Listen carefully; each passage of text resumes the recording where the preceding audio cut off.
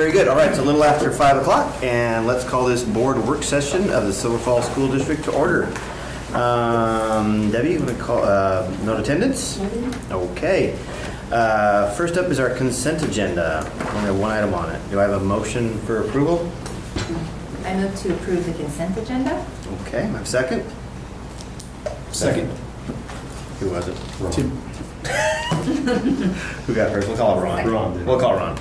Okay, I have a motion and a second. All in favor, please signify by saying aye. Aye. Opposed? That motion carries. Okay, we got one discussion item for tonight. We got some board development and training for us. Renee Sessler from the Oregon School Boards Association is back, and she's going to guide us through some board self-evaluation.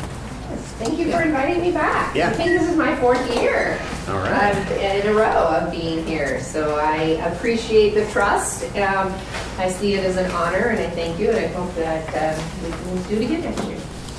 I was contacted some time ago by your superintendent, said that you guys wanted to have a board self-evaluation and go through that and just have a facilitated conversation. So as you can see, I don't have any PowerPoint. This really is just for you to have a conversation. I received all of the surveys that you guys completed, and those were sent to me, and I compiled all of the comments and the findings into this report here for each one of the standards. I put together some ground rules, if these are agreeable to you, that we will listen respectfully. So when one of us is speaking, the others will listen with outside conversations. We'll give them our attention. When we're going through each of the standards that you guys used in the evaluation, we'll speak to that and speak to the functions and not try to get personal about individual board members, but how can the board as a collective improve, or let's celebrate where we're doing really well. If you're agreeable with that. Assume positive intent from the people that made comments and are saying things tonight, made written comments or saying things tonight. And if there's conflict, can we see it as an opportunity for growth? Is that possible? Okay? Okay. All right. Sure, no problem. Any other rules that you guys might have that I didn't think of that would be a really good ground rule? Good. Okay. So what prompted all of this kind of in the first place, in the sense of, I always want to know what people want to get out of our time together. Because, you guys get together and you talk to each other all the time because you have business that you have to do, and you get together and you do your business. But tonight's a much more relaxed kind of environment. And why even do a board evaluation? What do you hope to accomplish by doing it? What do we want to focus on as outcomes for tonight before we jump into looking at the standards? Well, to be a better board. I mean, avoid pitfalls. Okay. I think that's a common thing. I think you can do things with the best of intentions sometimes, but then you end up painting yourself in a corner, or getting into trouble. That's what I call pitfalls. Pitfalls, yes. We don't want those. Makes me think of this vision of a friend of ours that's walking on the sidewalk with us in San Diego and stepped in one of those tree wells. Oh, I've done that. Yeah, we don't want to do that. It hurts. Messes up ankles. Yeah.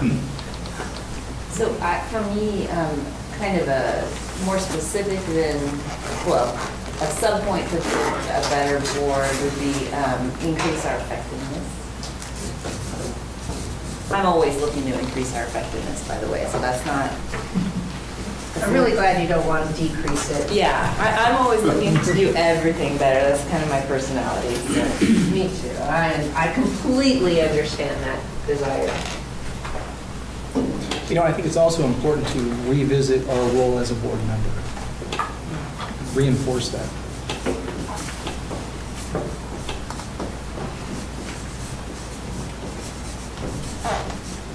I abbreviated there just a little bit.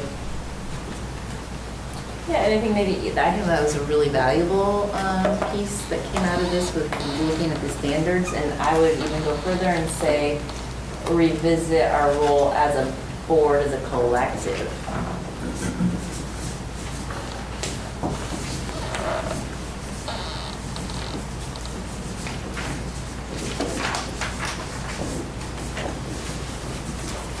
Hopefully we'll be able to have some good conversations around both of those and looking at these standards and some of the indicators. Good? Well, you're not limited to those. I will allow, as it is additional conversation that just kind of arises generically.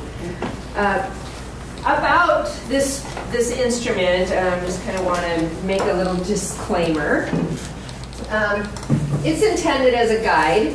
It's not an absolute on board work. I mean, sure some of you have seen board, books about boardsmanship and governance, and they're big and fat, and there's lots of chapters and lots of things in there. So this is just a guide.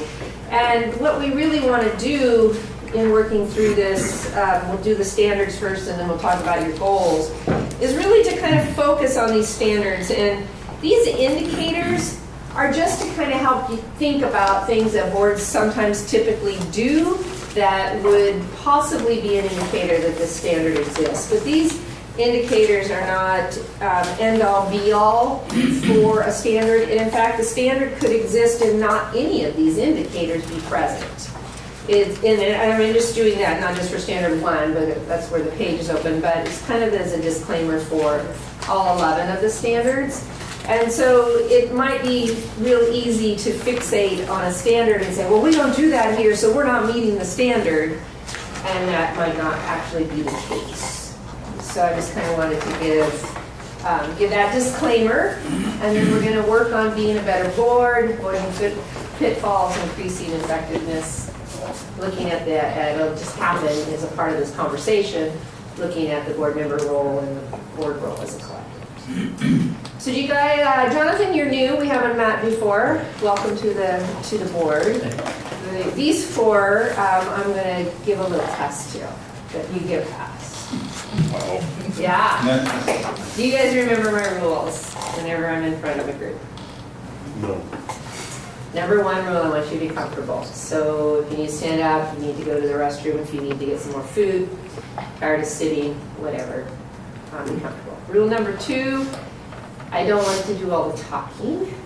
So I really, this is about you and conversations that you have with each other, so I really encourage you to engage in conversation and in dialogue. And unless you have rules about being really structured, I would just encourage you, follow your rules if you do, but if you are more relaxed, then I just encourage you to speak up as you feel led to speak up.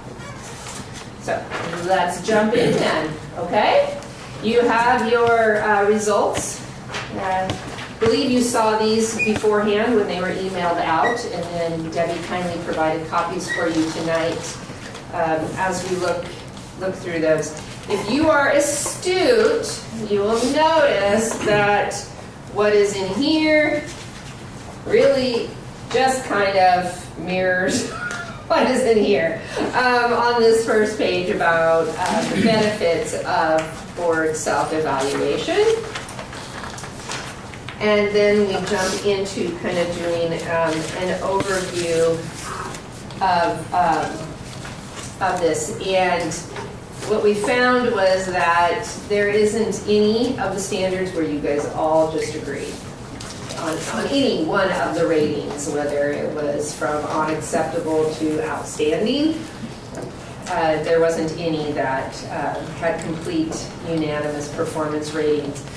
But of 7 of them, there was only 2 different ratings, and they weren't hugely far apart. So there shows that 7 out of 11, there was some general agreement around those particular standards. And then standard 9, one person didn't rate it, so I can't really include that one as to how it might have fallen out, because either they overlooked it or whatever, but they forgot to check that one. I'm thinking is what happened there.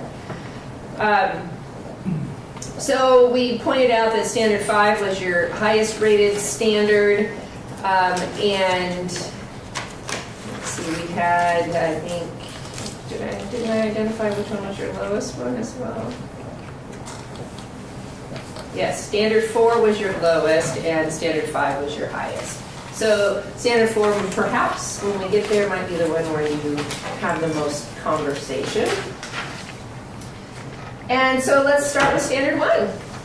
It comes down, we'll come back to your goals after we do the standards, even though they're in the document kind of at the beginning. So you have your colored chart there. I'm trying to get the colors to be the same order as the bars, but when I switched outstanding to the bottom and unacceptable to the top, the colors of the bars switched. And then when I switched them back, the colors of the bars switched, so they just weren't going to have unacceptable be at the bottom between the 0 and the 1. If you look at between the 0 and the 1, those little brown spots, those are the outstandings. And so I tried to fix it, but I couldn't. So when we look at number 1, you can see there that out of the 5 people that responded, 4 were excellent and 1 was good in that first standard. And then your comments are listed below, and there were 2 comments that were included in that standard. So the first thing I want to ask you is, what's your mission? Who can rattle it off? I can read it. Yeah.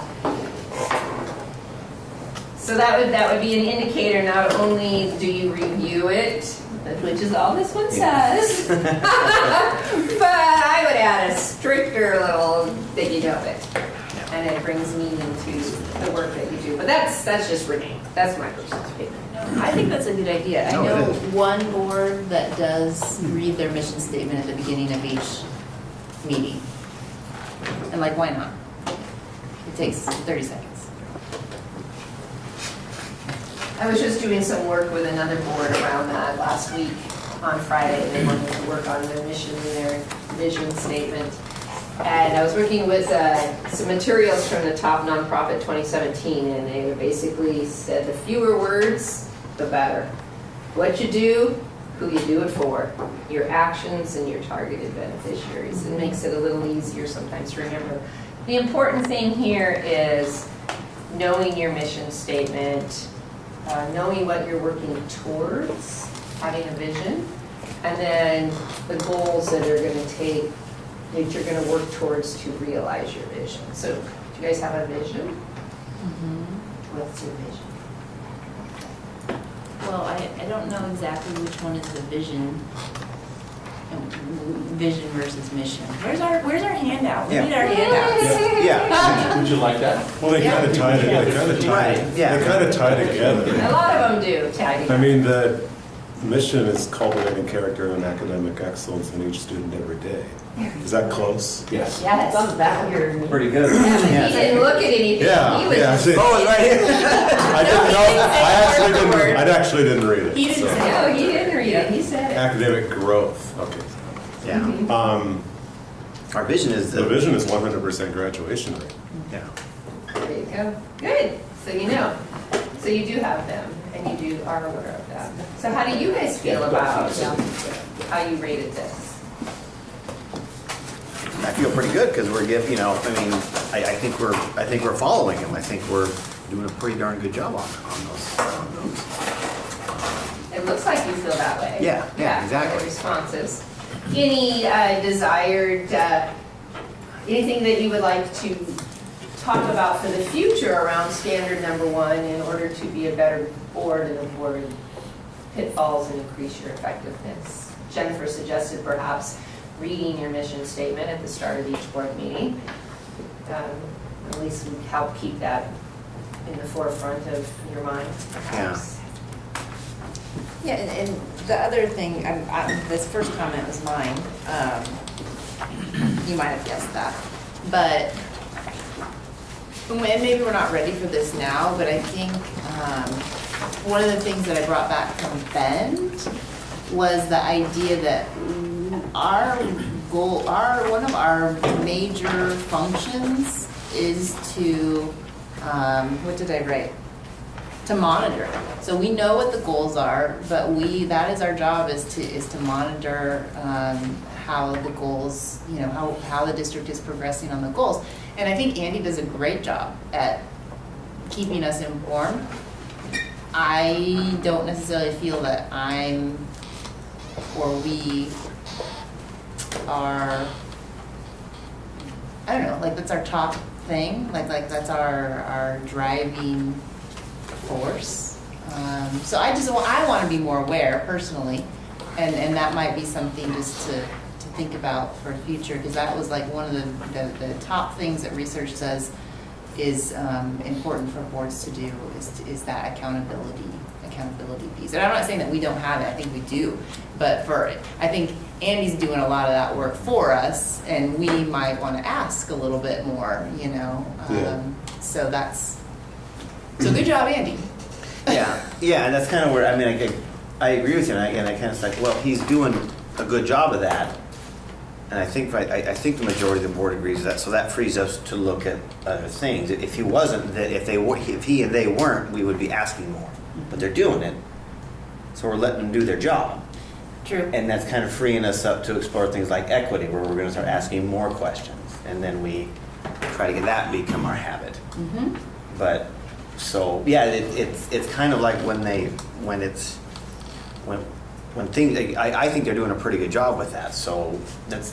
But are we? And that's my question. It's our job, and like I want to make sure that we remember that it is our responsibility, because that is one of the things that's only our responsibility, right? So I guess my thought process would be, how do you execute that plan without getting too much into the minutia, into the weeds of the daily operations, where we don't cross that line? Oh, absolutely. And so and I agree, I think that as much information as possible, and I do agree with Tom, I think that the information on a month-by-month basis is provided, and we can actually verify that with the results as well.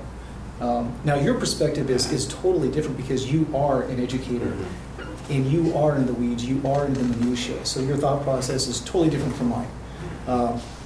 But I do agree with you, but I'm just curious, how do we do that? Well, and I don't think it's something we need to take action on necessarily. It's just something that I wanted to bring up. I think more important in my comment was our role as evaluating the superintendent. Like, I would like to see us tighten up our instrument, and maybe not now, maybe in the future, to match up with maybe this or some of our stated goals a little bit tighter, because I think that if our superintendent can give us a report saying, look, I did this and this and this that match these goals, that helps us like along the way have conversations. And this came out of the discussion with Phil Gore about don't make evaluation something that happens at the end, like it should be a continuous conversation. And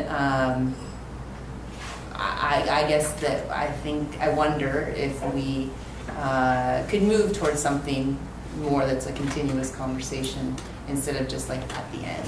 So a little more engaged dialogue actually during the meetings itself. Yeah, and tighten up because I think the tool we use right now is based on some standards, right? I don't know how old those standards are.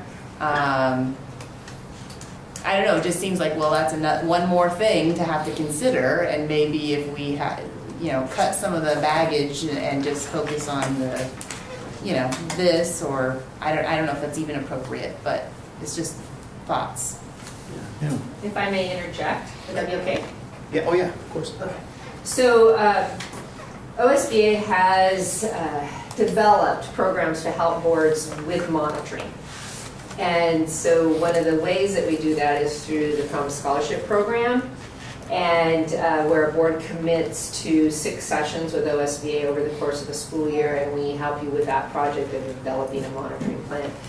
What I glanced in here, just very quickly, you've got some pretty good indicators. So I would think that for you, you might not necessarily need to jump into that whole 6-session PSP project based on some of the things that I'm seeing in here, and just work into your annual calendar some real targeted conversations around some of those things, so that when the report is given, you know that it's going to be more of a conversation, and to focus then that conversation to get at not only the progress towards the goals, but what board actions could be taken or might need to be taken that can enhance movement towards realizing those goals. So having that performance be one on, yes, what the district's doing and how they're making progress, but two, what then can the board do about that? Are there any board actions? Do you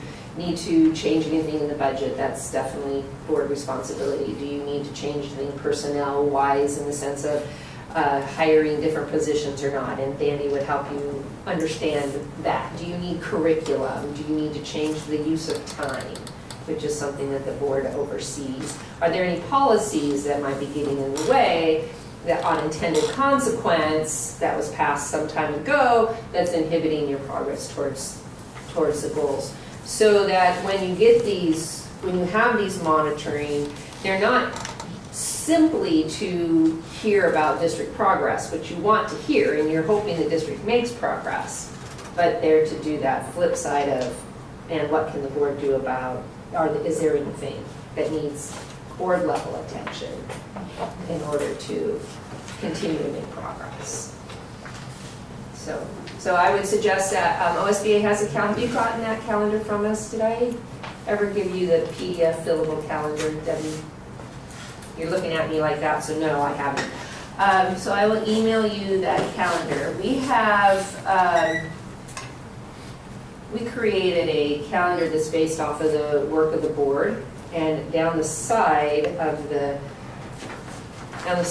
calendar are major aspects of board work, and across the top are the months, and then there's a column. And so you can click in, and one of those major aspects of the work is monitoring. So you could plug in which months you're going to be reviewing which of these goals. You know, because theoretically you wouldn't do all three in one session, so that you could have really robust conversations. Yeah, and maybe that just needs to be articulated, or we could consider having it being articulated, because then we could take action and say, yes, this is what we're expecting. We're expecting to see progress this month, and then Andy says, okay, I'm going to do that. You know, Yeah. Because I think he just does it on his own. Well, and some things are done. I think, because like for instance, one of our in the visioning plans, attendance is one of those things that we're always trying to. And we're constantly getting reports. We're getting reports here and there and how they fit, but it isn't an official. We're giving you a report on this date per the checklist, but they are. And maybe what's the term? We need to make our practice policy. You know, I mean, I think we're doing it, and there's probably a few more things that could be added, but for the most part, I think we're doing it, and I think we're getting. Yeah, well, we get them every month from the Yeah. principals. Well, on that, Principals but- who are in charge of certain. Right. But there's other segments of the visioning document that might maybe we need to make sure we're getting our updates like we should, and I think we are. Yeah, and I can share with you Yeah. as well that when this document was crafted, and Renee, this will be news for you, we're in the final year. Yeah, 2018. And so we actually are beginning the process again in October to revisit the entire 5-year plan. But when this process was established, we had both school and district level administrators assigned to certain reporting tasks, and you can still see references to them on I'm going to complete this circle here in a second, but it's on, you take a look at page 10 and 11. And so there are your goals. Every student will attend 95% more. Accountability monitoring by Danny Stevens, District Standard for Student Engagement by Jennifer Hannon, and 100% of students on track to graduate by me. Those used to have some subgroup breakouts, which had about a half a dozen administrators who would provide the board, the intent was to provide the board more of that frequency and I think specificity of monitoring that you're looking for, Jennifer, and I think that makes sense. I think it's fair to say we've gotten away from that a little bit over the last at least 3 years or so. Because the first couple of years we were pretty much on top of it. So I think there's some real merit to that. And I also believe as we revisit this process, especially you as a board, to put some of those definitions and indicators up there that really define what it looks like 5 years from now when some people will be different here or here, right? Which makes sense. Yeah. One of the questions that I had in this standard, and it really stems from the goals themselves. You know, it sort of talks about mission, vision, goals, and we talk about accountability and whatnot. But I look at these goals and they're not goals, and they're not realistic goals, right? They're sort of hypothetical, pie in the sky, rainbows and unicorns goals, right? We're never going to get 100% attendance. So why is that a goal, right? I mean, I sort of get it, but you can't, if the goal is 100% attendance, then, and you can't ever meet it, how do you know if you're being successful, right? Is it just because you're making incremental progress? If so, why isn't that the goal, right? How do you hold yourself accountable to a goal you can't achieve, I guess? Yeah, I remember had the same point of view with some of us did, but it just ended up to be a hill I wasn't going to die on.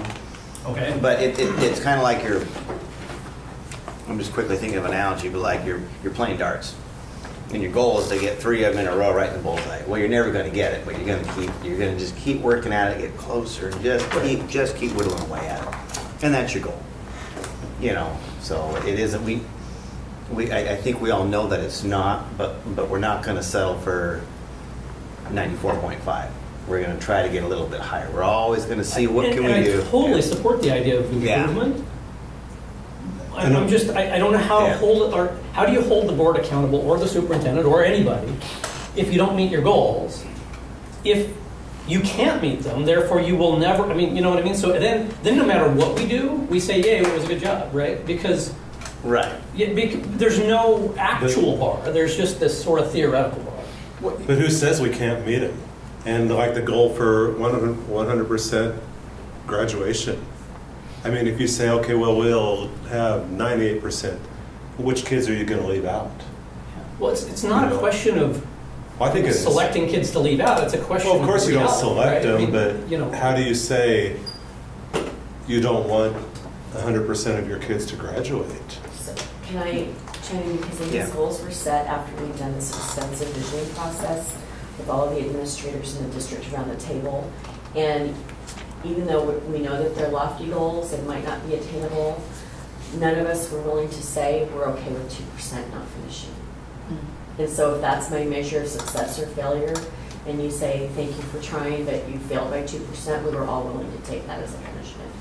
Because not one of us is willing to look at 100 parents and say, sorry, your kid, we tried, but we got 99%, so we're okay with that. Mm-hmm. And so, and it was like heavily debated among the building administrators about who was willing to say we can't do this.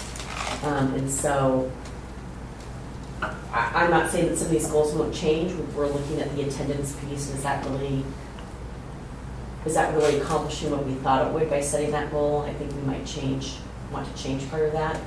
But in terms of having 100% of our kids on track to graduate, that is still something that your administrators are going to do. Yeah, I mean, that's what we're doing. Yeah, it should, and it's. I do get Jonathan's point, and I was kind of there, but it's so you get to 98, and that's pretty good. Okay, now you can do a little better. I mean, what do you got to do to get that last? Well, another 0.5%. I mean, those last two are going to be hard. Those last two, but you can always do a little better, and then doing a little better and succeeding, that becomes your practice, and then you can do a little better, and then you can do a little better. I think that's the goal in that. And a lot of it is outreaching, reaching out to the parents. Some of the things I've seen, my local school where they're at Scotts Mills, where they're reaching out to the communities, I can't remember the specific program, but trying to meet parents at a young, even when the kids are younger, and work with them on reading. Sure. And getting that, trying to reach out to those kids that aren't coming to school a little bit more prepared. You know, and it's things like that, and that's how you're going to get up into those higher numbers. And it's that those last, 2, 3, 4% are going to be really hard, but I think they're they're doable. Yeah, for me, it's not a question of should we try. That's not the issue. The issue is if it's a goal and you're going to have measurements and you're going to hold yourself accountable, then it's a constant failure, right? So I guess I kind of agree would tend to agree with if your goal, if your current rate of say graduation is say like 95%, make your goal next year 96, and then your next 97, slowly ramp it up. But this was another methodology, another way of looking at it, and I wasn't gonna, I deferred to that point of view. I'm like, okay, I can get on board with that. So. I don't think any of us look at not reaching these. I mean, they are lofty, but I don't think any of us look at it as a failure if we don't reach them, because it seems like the last few years, at least, we're always increasing. Attendance is always. It might be minuscule, it might be small, but it's always going up. And I don't. And we haven't hit 95%, but who cares? It's going up. It's going up, and our people are working all the time to improve all that stuff. And So I think that's the measurement. It may be just semantics, but then why don't we say that, right? If that's what you're measuring yourself against, then that's what it should be. That's all I'm saying. I think when we have are we going to talk with the consultant about this? Yes, he's actually going to visit with you on the 24th of September to get things started. Good question for that. Well, what's interesting too about numbers, if we were to go ahead and lower the bar to maybe to meet a lower number, a lower expectation, what happens, human nature, then instead of maybe hitting 96, 97% or 98, whatever that magic number is, we're automatically take the foot off the accelerator at 92%. So I think if we keep it at 100%, we each have a different interpretation of what that means, but we're always striving to hit that to the best of our ability. But I bet, and there's probably some numbers, I would imagine 3M, right? Xerox probably has some numbers, especially sales numbers. If you start diminishing those goals, the numbers are going to be less according to the number that was drawn. So then your magic number might only hit 92 or 93%. So you create this artificial ceiling. But if you keep it pegged at 100%, they're going to keep striving and striving and striving. And I think we're going to see overall better numbers and satisfaction by maintaining that. At least that's my opinion. It could be. And you do have the indicators, the on track, the each year indicators, which kind of a little bit gets at some of what you were addressing, Jonathan, in the more specific numbers on page 8. 100% K-12 students on track to graduate. We have some of these indicators and where you started, and then the results for each year. So, it's a good philosophical conversation that you're having about the nature of goals and the role of the board in monitoring those and how do we hold ourselves accountable. Can I throw in one other thing? This is off the subject, or not off the subject, but just one thing I've thought about, and one thing I think that maybe, and I'm not sure how you go about it all the time, but it seems like I think as a board we can be more aware of the conversations and the issues that we're dealing with, how those relate to our missions and values and goals. It seems like the last few years especially we get so bogged down in crap, for lack of a better word. And a lot of that, I don't know how you deal with a lot of that, if it's stuff that the public is interested in or comes from the public, but a lot of it I just feel like sometimes I feel like we don't even hardly talk about kids anymore. Yeah. And so I think if we can somehow as a board work towards being very conscious of our discussions and things that we have to deal with as a board, are those really moving us forward to meet our missions and goals, or are those things that we can shorten the discussion time down on a few of those things and stuff? That's just something I've thought of the last few years. And sometimes, So- this is a pretty minimal agenda here, but sometimes what boards do with agendas is that they will attach what goal relates to that particular agenda item, or they relate how, like particularly in discussion items, how they relate to your mission or to your vision or to your strategic plan, or something along those lines, and then it helps focus the board back to why are we here in the first place, and keeping our focus on kids. So it might be something that you might want to consider. Is there some way to this paper document tie it to, when you get your new strategic plan, tie it to the different elements? Could help, as well as developing in the calendar of the monitoring. Then I'll email to Debbie. Not tomorrow, not in the office, I'll do tomorrow. I like that idea. Thank you for offering it. Yeah, you're welcome.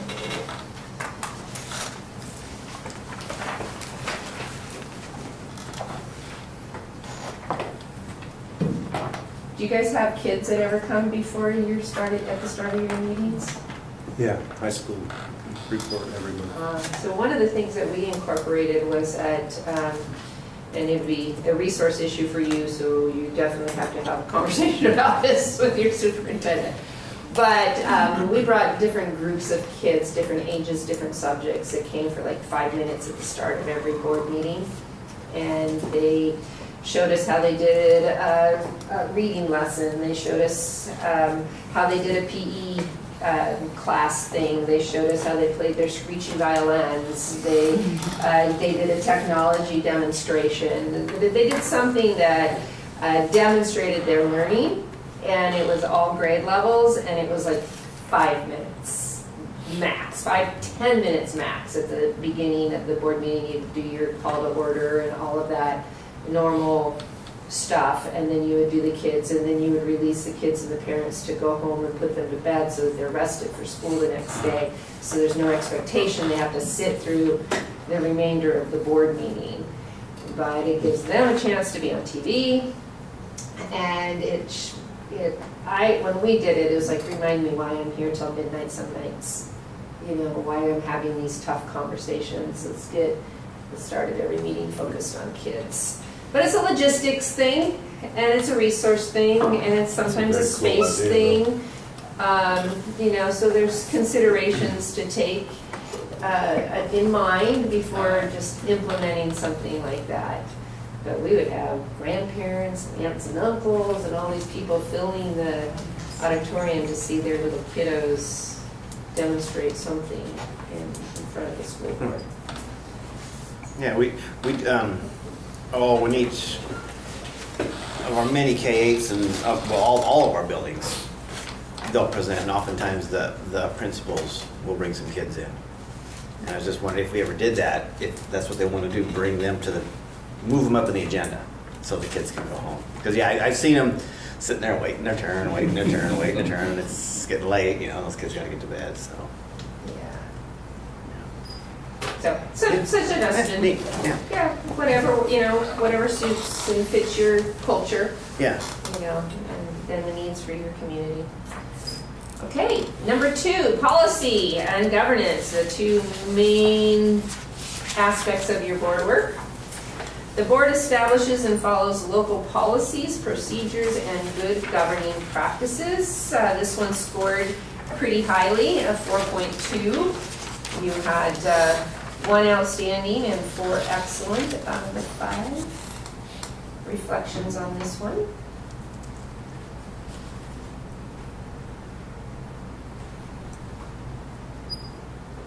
When do policy, maybe this is a question for you, Andy, when do policies come up? Do you initiate it, or does the board initiate it? Well, we just completed a very lengthy policy rewrite. So we went back, examined all the policies that we had in place, and I think the process took how many months? Yeah, this was probably a year and a half, maybe a little bit more. Okay. But generally speaking, we subscribe to policy services from OSBA, so I get policy updates, which have a little bit more sort of frequency during certain times of the year than others, especially after legislative session is completed and rules are made. Then often we get a barrage of new policies at that point. And otherwise, now that we've completed the policy rewrite process, we're going to get more into a routine that this board was used to 2 years ago, where I would just provide, it could be 1, it could be 5, it could be however many revisions, proposed revisions that generally come through my filter to you. And then if there's ever any question by the board about particular policies, you would have that option to surely surface that as a board and discuss it. And if there was some local authority that you would have in order to adjust that policy to meet your needs, you would surely have the option to do that. Yeah.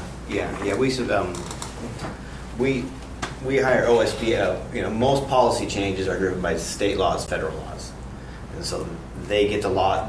They see the changes coming. They recommend changes to all their members that subscribe to them. We get them, and then Andy presents them to us for discussion, and we'll tweak them sometimes to fit our local needs. And yeah, it works. But we can change policy anytime. It's a living, breathing document. If things arise sometimes. And Yeah, that was my guess, is some of them would be sort of driven by... the up above, and Right. sometimes someone around here is saying this ain't right. Right. And When was the last time we looked at that? exactly. We take a look at it. So Okay. That comes from both ends. It's a pretty fluid operation for boards. OSBA releases their updates sometimes like 4 times a year, and then sometimes it could be just a couple, and other times, like Andy talked, it could be a lot. Yeah, and so those definitely help. I was very pleased when you guys did the complete rewrite, though, because you remember when I helped you the very first time in developing this, and those of you who were here then, I said, you got some policies that conflict with each other. This one says this, and this one says that, and they're in complete conflict with each other. And dating to 1997. Yeah, I was going to leave that out. It's nice to get rid of the word number 1997. Yeah, so anyway, so I was very happy when you guys did that. So, very good. Any areas of improvement you'd like to note on this one? I mean, you had an outstanding and 4 excellence, so are you satisfied? This one we'll celebrate and say yay team. Okay. Number 3 is the community relations. The board establishes and promotes effective 2-way communications with parents, students, staff, and community members. And in that one, you had an outstanding as well, and then 4 goods. 1 outstanding and 4 goods, and it rated out of 3.4. And you had 5 comments. So all 5 who participated had something to say about this one. I think we were all filling this out at the time when there was lots of public comment. And so I had the 4th one, and I just, I'm not quite sure how to deal with when groups of people out there are talking, a problem is arising. Maybe, how do we communicate with them? And it's hard to do it. You don't want to, it's hard to do it at a board meeting, because we're not having a meeting with the public, we're having a meeting in public, and it's a fine line, because you want to be accessible. So, not quite sure how to deal with that. That was my comment. It was a struggle. I mean, we worked through it, and I think some questions got answered, because the boardroom is now pretty empty, so that generally means we're doing a pretty good job. It's summertime. It's summertime. Wait a minute. Gosh, damn, I thought we were doing a good job. So anyway, that's, how do we do, what's the proper way to deal with a group of constituents who want to come and present to who are desiring to have a conversation with the board during a board meeting? What's the proper way to deal with that? So sometimes you can have just what we refer to kind of like as listening sessions or public forums. They're a special meeting of the board, like tonight's a special meeting of the board, but the structure is much less formal. You're not deliberating towards any decisions, and you're not voting on anything, but you're just having an opportunity to have some conversations. How we structured that, one of the times it was a particularly stressful situation on my board, is that we had each of the 7 board members sitting at a separate table, They were all assigned a staff person as a scribe, not as a speaker. And the superintendent, board chair, kind of did an overview of this is our difficult situation and we want to hear from all of you. And then we had somebody that was watching the time. And so the people would go to these different tables and talk with the board members. The board members would listen, comments, not really comments like in promising anything, but basically ask clarifying questions to make sure that they heard these people and what they were really saying. And the scribe wrote it all down. And then what was collected at each of the tables was then shared with all of the board members so that they could all see. So, you know, Jonathan, what you heard and then what I heard, we were able to see what each other heard because obviously I wasn't sitting at your table. And so we had the group switch after, 10 minutes, 15 minutes or so, go to another table. And so they could talk to other board members and get around the room and talk. So that's just, it doesn't have to happen that way, but you can have those kinds of meetings. They're public, they're noticed, they're not a business meeting, they're not even a work session, they're like a forum, like a public forum. Come and talk to us, tell us what you want us to hear. Those are usually used when there's some kind of big decision the district is facing and you want input from the public.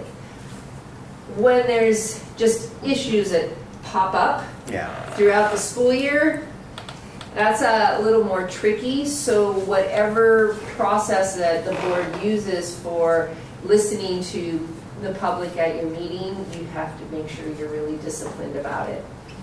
And one of the things that I thought was interesting that is been a practice of yours that I don't see elsewhere, doesn't mean it's good or bad, it just isn't common, is your 2 opportunities for public input in your meetings. Most boards just have one slated time on their agenda, somewhere in their agenda that makes sense. Sometimes it's after the superintendent gives his report so that the person who wants to speak to something might get their questions answered after the superintendent or other administrators have given their report. Because a lot of agendas are structured with the welcome, the call to order, if you do kids or whatever, some simple little business like approving the minutes of the previous meeting and things like that. And then generally move into some kind of a report structure. So there's like it says reports, and then depending on who's reporting it on what, it could be a financial report from your business person, it could be an HR report from Dandy if it's that time of the year, and you do that. And then there's almost always a superintendent's report that he's updating, in your case, updating the board on whatever that particular month that got put on the agenda. And then after that, then can be the public to be heard section so that they can then talk to the board. And then after that, your action items. What are the things you're going to be voting on that night that require board action? And so that is sometimes helpful in dealing with these pop-up things, because if there's issues brewing in the community that you've caught wind of, you can work it into your report. And so that people can get some satisfaction knowing that the district is being proactive around whatever it is it's brewing. So the only thing that on the public to be heard part, that if you do choose to change it, and I mean it's totally your culture, your board, you get to run the meetings the way you want, they're your meetings, is that if you wanted to, if you had a particular action item that was down in there, you could, so say I was here and I wanted to talk about your action item on policy whatever, and I wanted to talk to you about that you could give me the choice if you wanted to talk in the public to be heard time with everybody else, or you can give me an opportunity to come up and talk to you right before that decision on that particular policy. I mean, that's a practice that's totally your own. So in the guise of being a better board, avoiding pitfalls, increasing effectiveness, is there anything that you would like to speak to around this standard that we could put on the list as possible areas of board improvement? Well, for me, that's one of my hot topics, as far as how we run our board meetings. I think at times that I feel like it's almost open mic night. Yeah. And instead of coming with a understanding of the agenda and talking to the points, there's more of a well-rehearsed, or I should say just a rehearsed social agenda, and they take every opportunity to share that with the community. It may not really be anything related to what we're trying to move forward with as a district. Right. And I think having those two sessions kind of is a disruptor. And I think if we can cut it down to one session and then have them speak to what's on the agenda, something that's going to build the district, help the students, foster growth, because there's been way too much dissension. And for me, it really changes the tenor of the meeting. And it changes the concept of how we function as a board. And then, of course, when we don't, and a lot of this stuff to me it's ludicrous. But in a professional and respectful manner, we listen. And then we don't foster, we don't exchange. It's not an open forum, it's not a free-for-all. But oftentimes that silence may breed some form of reality for those outside in the audience thinking, well, if they're not addressing it, well, there's got to be something to it. Yeah. Where there's smoke, there's fire. And it's not. It's just so silly, it's not even worth their time. So I would be in favor of just removing that second option of that audience with visitors, cutting it down to one, have it focus on the agenda. And I think that would be a better use of our time. How do you identify who gets to speak before you? Like if you have an audience of people in your meeting starting, how do you identify who gets to speak? They self-select. Whoever comes up. Yeah, and then they can wander. I remember one, I won't name who it is, but it was years ago, and well, do you have anything new to present? Oh, yes, I do. And then he would go off into the same thing he always said. And then it would become a conflict, and so I don't know I'm not quite sure how to deal with that. And like, So I would suggest a way to deal with that is that you have some kind of a sign-in mechanism, that they have to sign up before the board meeting starts to speak to you. And depending on how you want to structure it, they either speak at that agenda item, where the public comment is, or if you want, they can speak to agenda item number 4 or 5 or 6 or whatever, around the policy that you're approving or whatever the case may be. so I'm so and so, and I'd like to address the board during the open session about about agenda item. So if you either have like some kind of a sign-in card that gets passed to the board chair, or there's a sheet, that has the names and then the topic that they want to talk about, and if it's tied to a particular agenda item, so you can have on your sign-in sheet, however you do your, individually sign in, turn in pieces of paper or a collective, that they have to indicate the topic that they wish to speak about. At the start of every meeting, if you're going to add your mission, you also then read your rules of engagement, whatever they are, and then let everybody who's present know that they speak at the pleasure of the board. I mean, that you're giving them that opportunity to speak, and you can be selective.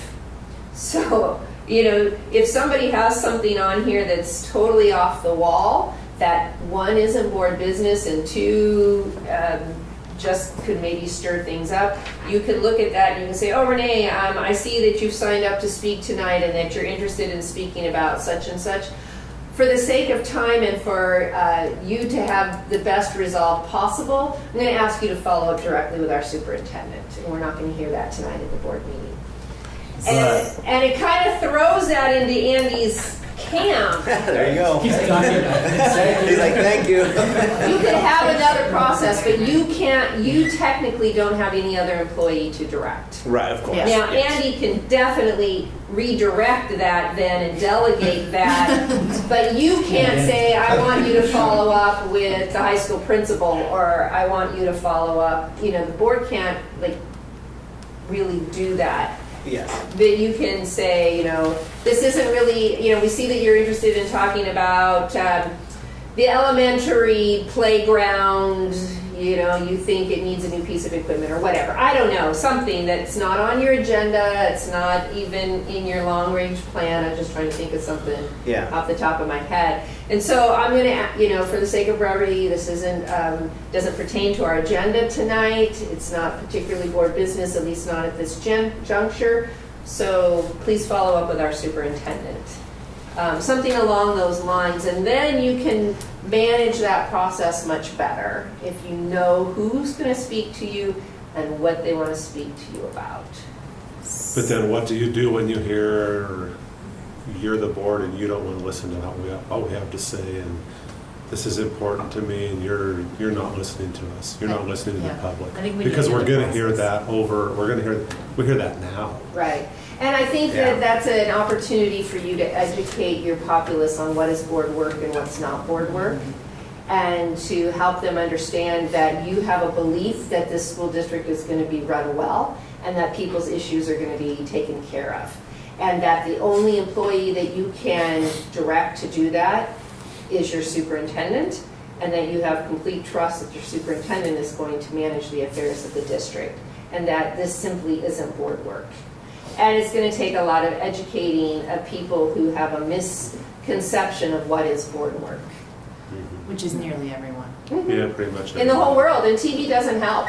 It's every sitcom, they're going to, go petition the school board or whatever when there's a school-related thing, and it's not the school board's role. So I'm open to this idea. Yeah. But on the flip side, I would want to have something else, like the listening sessions that Renee described, in order for people to convey their values, because I think a lot of some of those things that Ron described are people trying to get their core values across. It might not be in the right package for our agenda, but I think we should,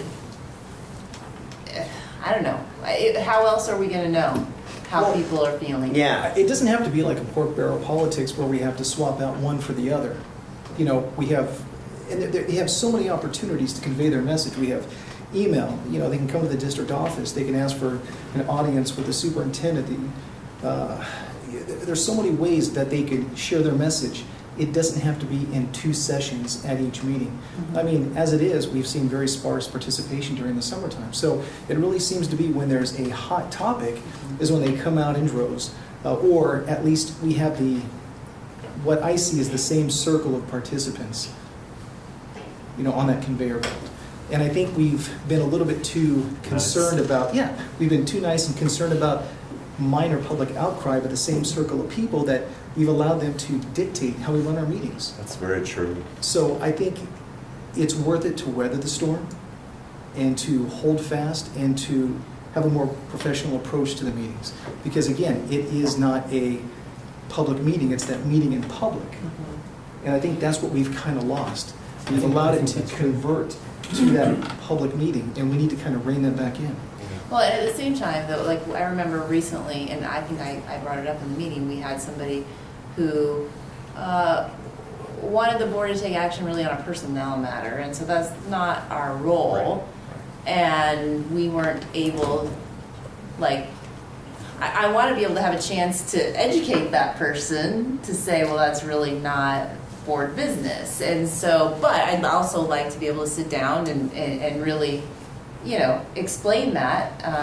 But maybe there's just simply not time for that.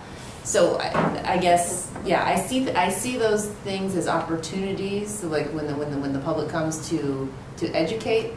But I agree, that doesn't make our meetings effective. Right. And so I'm totally okay with having one.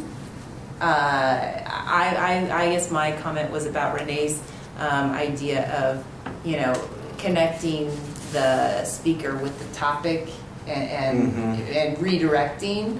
I mean, I think that might be a pretty drastic change from what we do, and so I think what Tim says is valid. But I kind of like it in another sense because Well, they can it still might be- help us focus more. Well, they can still present, but if they have to sign in and this is what they want to talk about, it helps them to focus kind of what they want to say too. And how far in advance would that, how far in advance So, have we seen that? yeah, so when, Yeah. my 9.5 years on the board, they had to have that turned in before the meeting started.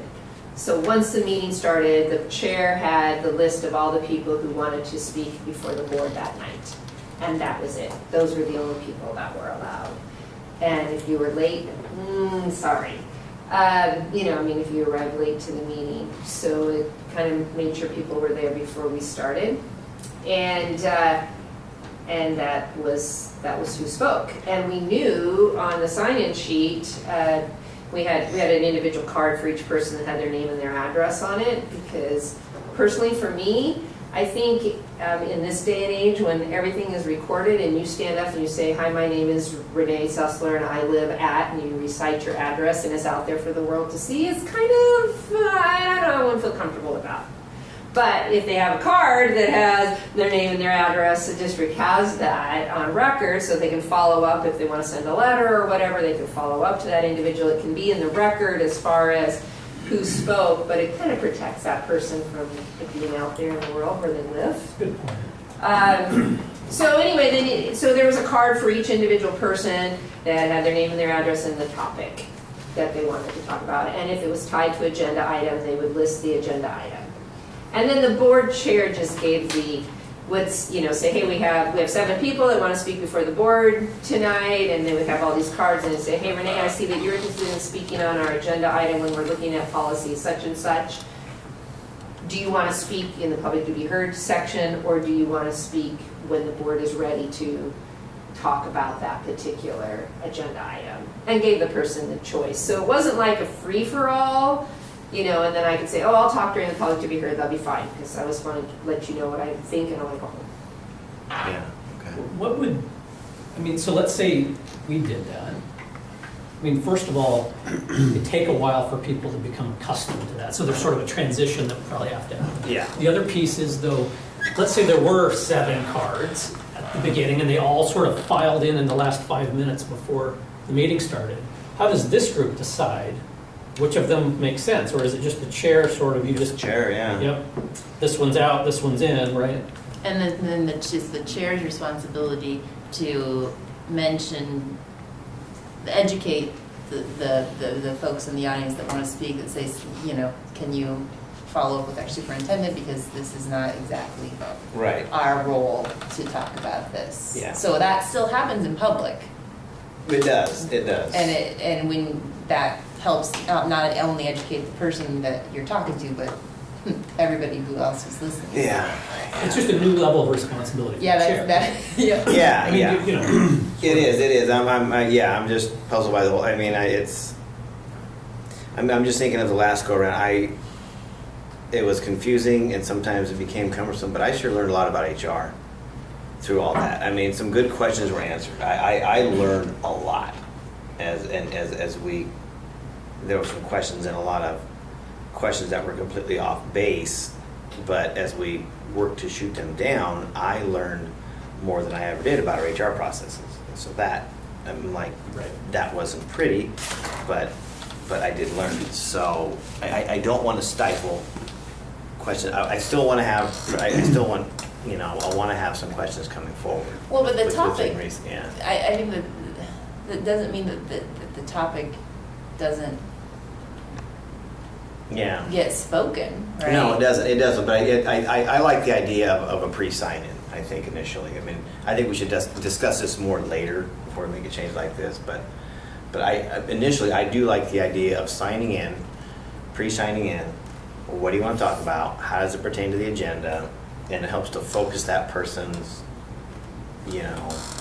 maybe arguments down. It might help to make a better presentation when it's time for them to make it. Yeah, I think it kind of reins in some of the organized chaos that we see out in the audience. Sometimes, yeah. We can't be all things to all people, and I Yeah. think at times we try to be. Right. So, Exactly. So, I think limiting that conversation, on one hand, we could say that's going to hurt with community relations. But the flip side of that is, I don't know that there's any benefit to having somebody come up there and speak if every single person on the board couldn't care less what they have to say. That comes across, right? So it's been a long time, but I have stood up there and I have said things. And there have been board members whom I know were just biding their time, wishing I'd shut the hell up. So I know, right? And so that left a bad taste in my mouth. So actually avoiding the whole situation may not be any worse, right, than having it. You see what I'm saying? Well, and I don't even see it as avoiding. I really see it as an education piece. Fair. And that's the part that was missing. Like, I kind of wanted to respond to this woman who said, here's this personnel matter, and I kind of wanted to say, well, that's not our role, but then I didn't want to have that conversation because that throws our whole meeting off. So to me, I like the idea of the board chair educating that person. Yeah. I mean, that might be a lot to ask. Well, I noted the comments about the board chair learning, being more about the procedure, and I'm not the best. I'm like you. I'm kind of thinking that's an interesting thing, and I get lost off the procedure. So I know there's been a couple times where someone said, hey, that's not appropriate. Feel free to chime in if there's something that should be said. Just say it. But yeah, but on that I read that too, and it's easy to sit in one of the other seats and think what the board chair should be doing. Yeah. Because there's a lot to balance when you're up there. Yeah. I mean, there's a lot to balance, and you're trying to control the conversations that people are talking about. You're trying to control the time they talk.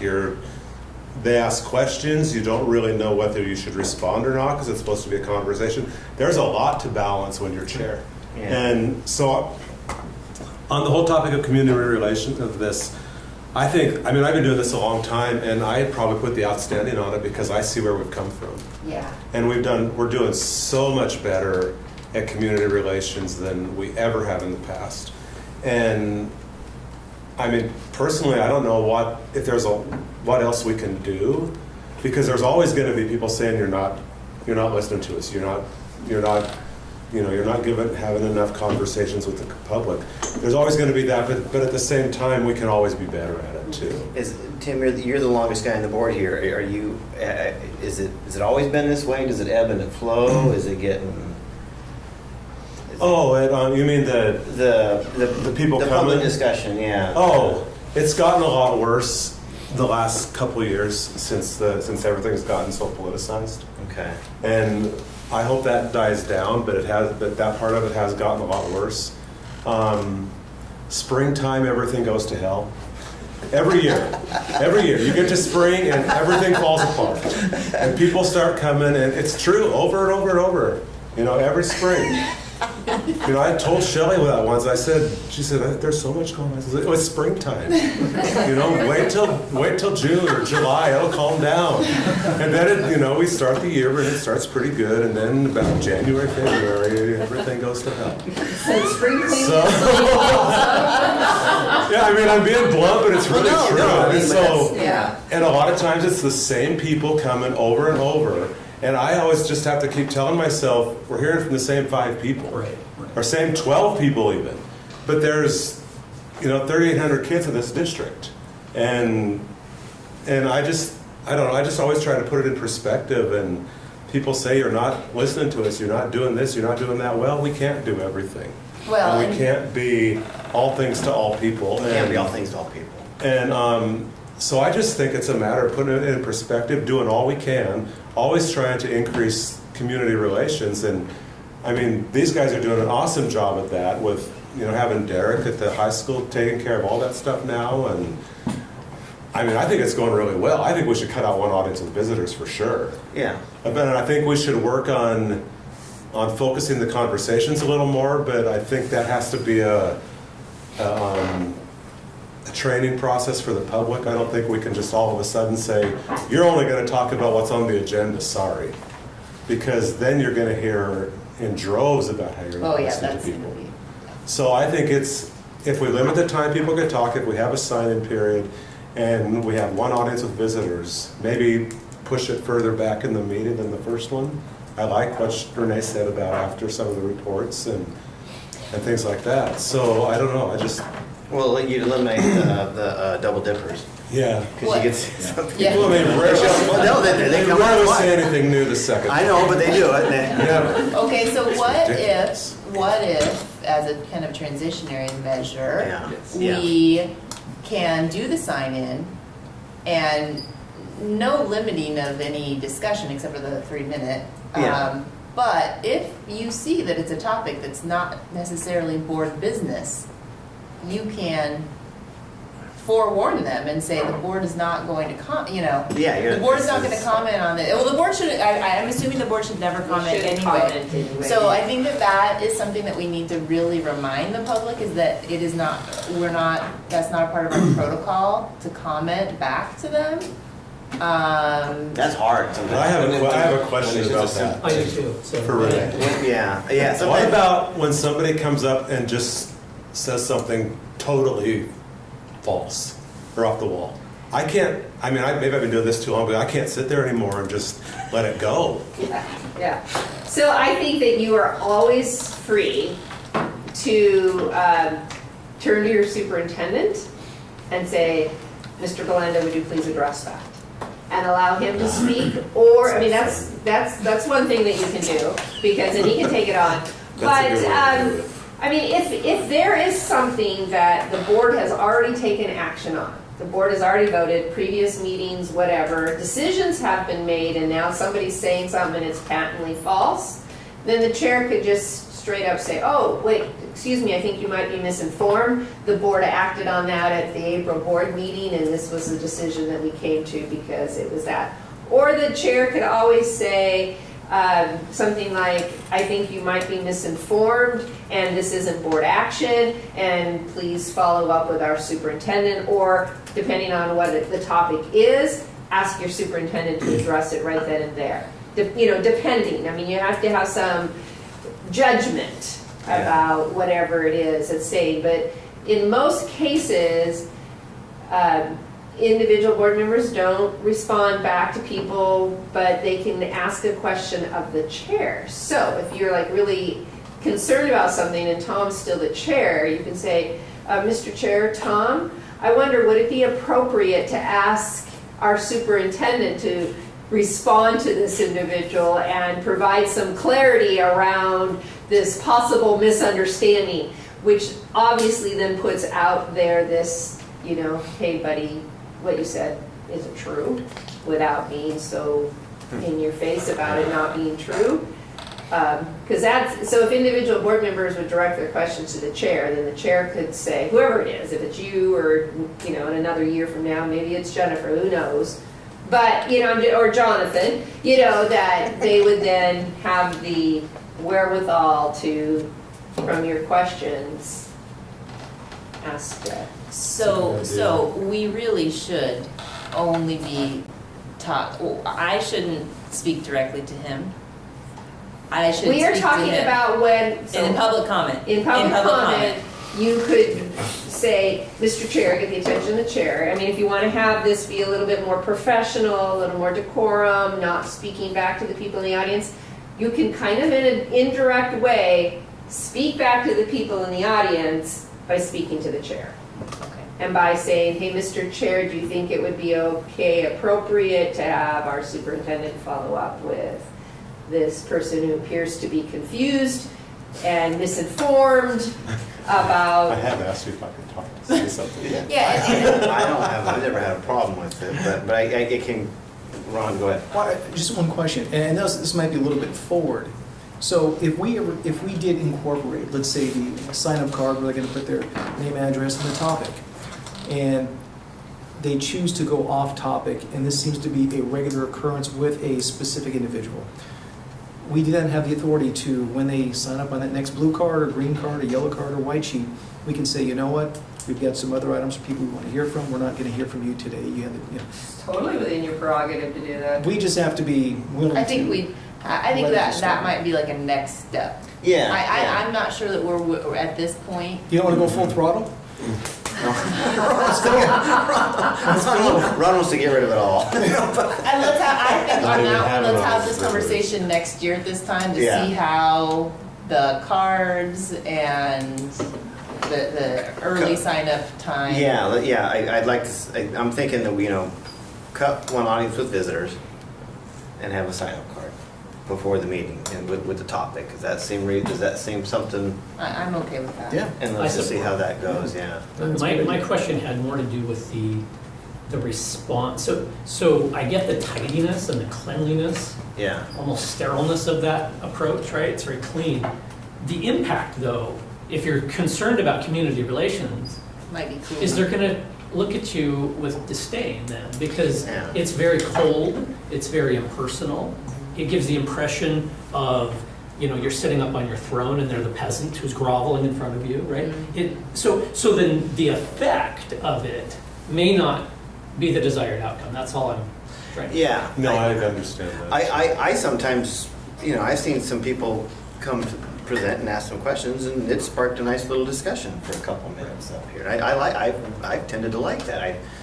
And I've seen some people who are just off base, but I've seen some people ask some good questions, and it starts a nice little discussion. So I don't want to, I'm almost hearing you say we're not supposed to do that, and I'm questioning that a little bit.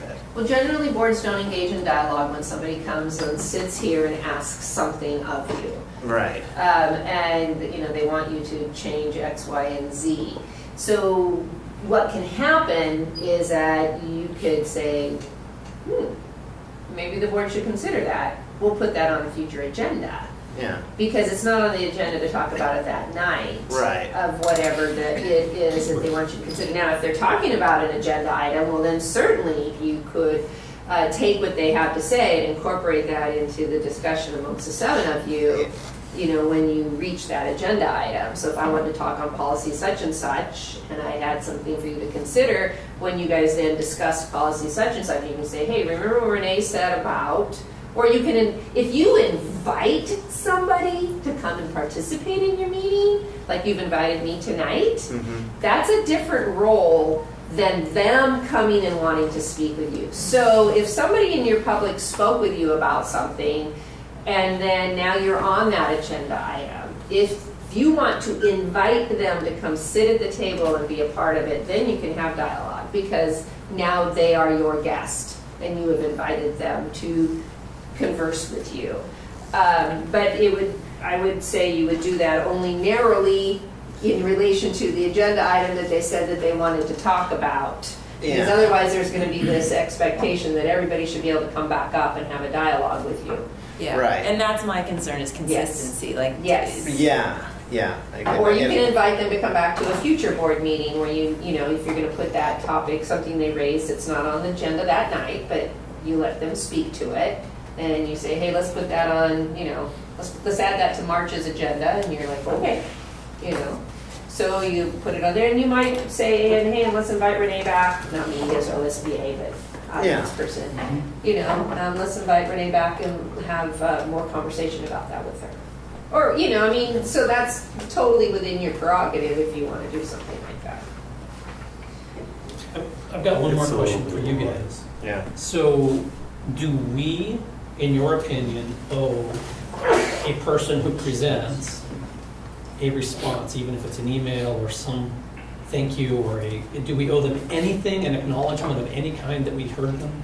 Just a thank you for presenting. That's generally all I've ever given, unless somebody chooses to respond.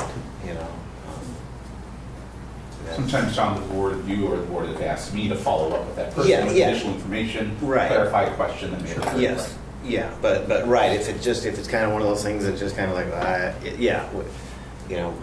the minimum is just a thank you. So, did you want to talk about that, and like when an email comes to all Oh, of yeah. us? Well, there was that issue, Yeah.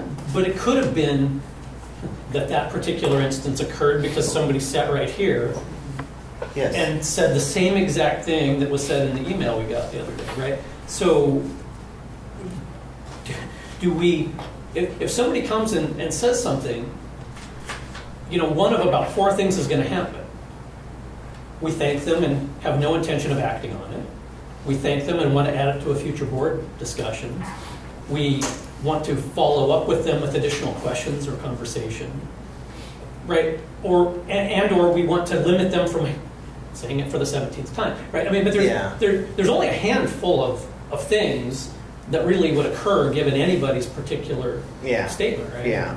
Well, on that email, we would have thanked them and asked Andy to follow up on it, which is kind of what I did. And he told a story. I responded on the email, and I told a little personal story about something like that happened to my kid. And and I like that little personal, discussion. But Andy'd look into it for policy. Is kind of was my email. Right, and I would argue if we got an email, we would owe that response. All I'm asking is, do we owe a response? And I can see a case for both answers. Yeah. I'm just trying to get to a consistency. Yeah. Yes. I would like to see us have a consistent protocol for emails that we all get, if Andy isn't. Because if Andy is in part of it addressed, he responds, right? I mean, Depending that's, on what the topic is. Had I been copied on this one, I still would have requested the same thing, that Tom respond. Because I think the writer in this case needed to know that this was really an administrative task that could have been addressed. You were informed, that was helpful, that's policy implications, but it really should have gone to Brad Davison or to me, and we would have kept you informed. We would have taken care of it. and that was my first thought is, I almost said, have you talked to the principal? Right. But I didn't, because then, how do you know who else has responded? I didn't know that you responded, and maybe I did after Andy asked. I've been busy. I haven't checked emails. Okay. I haven't checked emails for a couple of days. Yeah. So, But you did respond. Yes, I did. I did. And but we wouldn't know that, and so Jonathan's over there thinking, well, are we going to get back to this person? Yeah, I responded to everybody, but in that. But when I saw yours responded- today. When, Just yeah, you yeah. When I, Oh, He sent maybe it just now. yeah, I sent it after lunch. afternoon. Yeah. No wonder I didn't see it. Okay. Yeah. It's typical I've practice to always- see Yeah, but- everyone, right? In this- Yeah. I've always wondered if when someone types out an email and hits send, is there an automated response that they could get says, "We got your email. It's been forwarded on to the board." They may respond. They may not respond. Well, we used to have that because we used to have a board group. And what that required is they would get that automatic response saying the board has received your message. Or actually, it came directly from Denise, because that's the way the technology was set up. So Okay. I don't know if there's more sophisticated technology these days or now, Tom, but that's when you had a board email, and that required us to physically forward that email to each of you, because each of you now have individual board addresses. So we converted from that board group Right. 2 or 3 years ago to individual addresses because that felt better. It eliminated any suspicion hey, is the secretary or is the superintendent holding an email for a day, whatever. And Right. sometimes when I was out of the office, I wouldn't see it for a day, right? So it felt better just to have everything. And plus the public, they want access to you. Yeah. Email, and I think that's entirely appropriate. Maybe Renee can help with this question. What do She's waiting. I'm listening respectfully. A concerned member of the school district sends us all an email. What should the board do with that? Do we have to respond? Should we say we got it, or? So we have some protocols, some written protocols that I will email as well Okay. to Debbie, and she can share with you about board members and email. So email is tricky in that you have to be careful to not say anything in an email that should be said in a meeting as far as any deliberation towards somebody's concern. Because if a board's going to be making the decision on anything, they're supposed to have all of that conversation in an open meeting. And so something that gets said in an email could be viewed by others as avoiding having the conversation in public. So we have some recommendations about email and how to handle email. And so I'll get those to Debbie and she can get those to all of you. And I was just looking quickly through your operating agreements, and I know that this is between you and the superintendent. It's not necessarily about how the board will do its work, Right. just on its own, but you might want to have some kind of an email protocol perhaps. Yeah, I guess maybe a more direct question. if they send us an email, do we have to respond at all?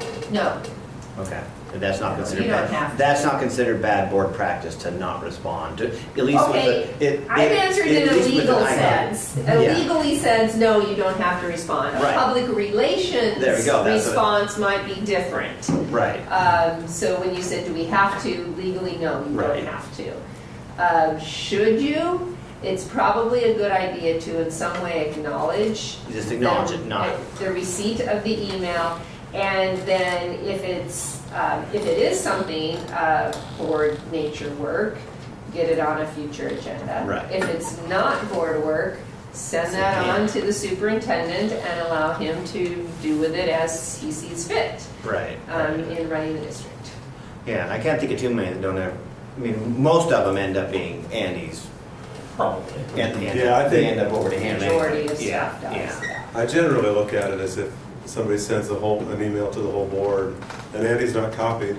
I usually forward it to Andy just because it's his business too. Well, and see, and And- that's one of these Yeah. communication agreements. Yeah. Sometimes, particularly now that you each have individual email addresses, you won't know if the other board members necessarily have received that same email that you just received.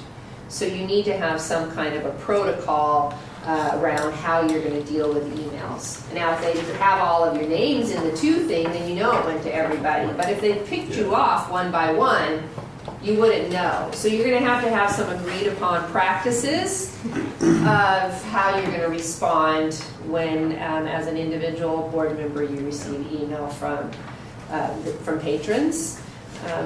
So And do those suggestions that you're gonna send include some?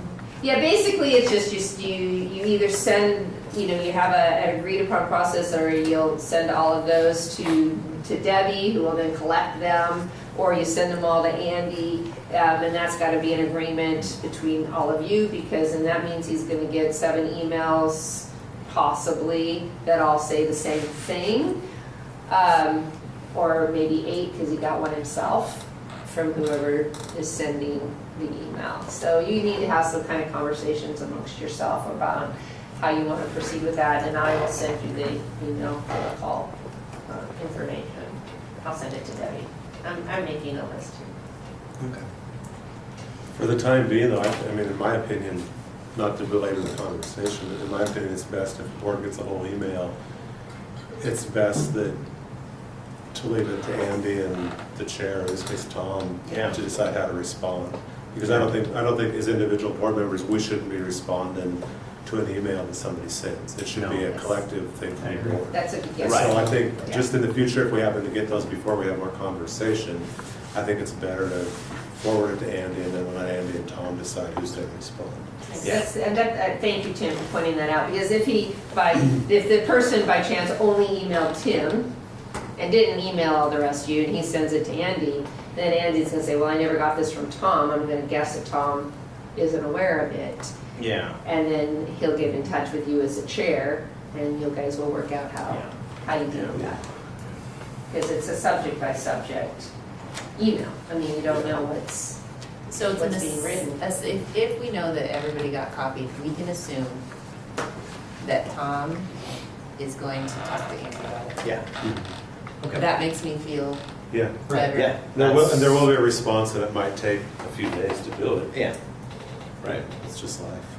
Yeah, no, that's all fair, and I think just understanding that. Yeah, I think it would just, we can't all be responding to it. No. It has to be a collective, a response from the board, or, even if Tom and Andy talk about it, and Tom just emails back and say, thank you for the email, we'll be discussing this in the future, or something. Or what, yeah. You don't have to do it. Or just thank you for the email. Just don't want anybody to fall through the cracks. I can't really think of anybody that has, but. Actually, I do want to bring up the letter we got from Cordelia Bay, because we weren't able to respond via email to her. So Cordelia, if you're listening, we received your letter about the topic of the Silverton Middle School, and I'm sure that her principal did too, and so that is, it was I addressed to forwarded a him. copy to him. Yeah, and it was addressed to him, so thank you, Cordelia.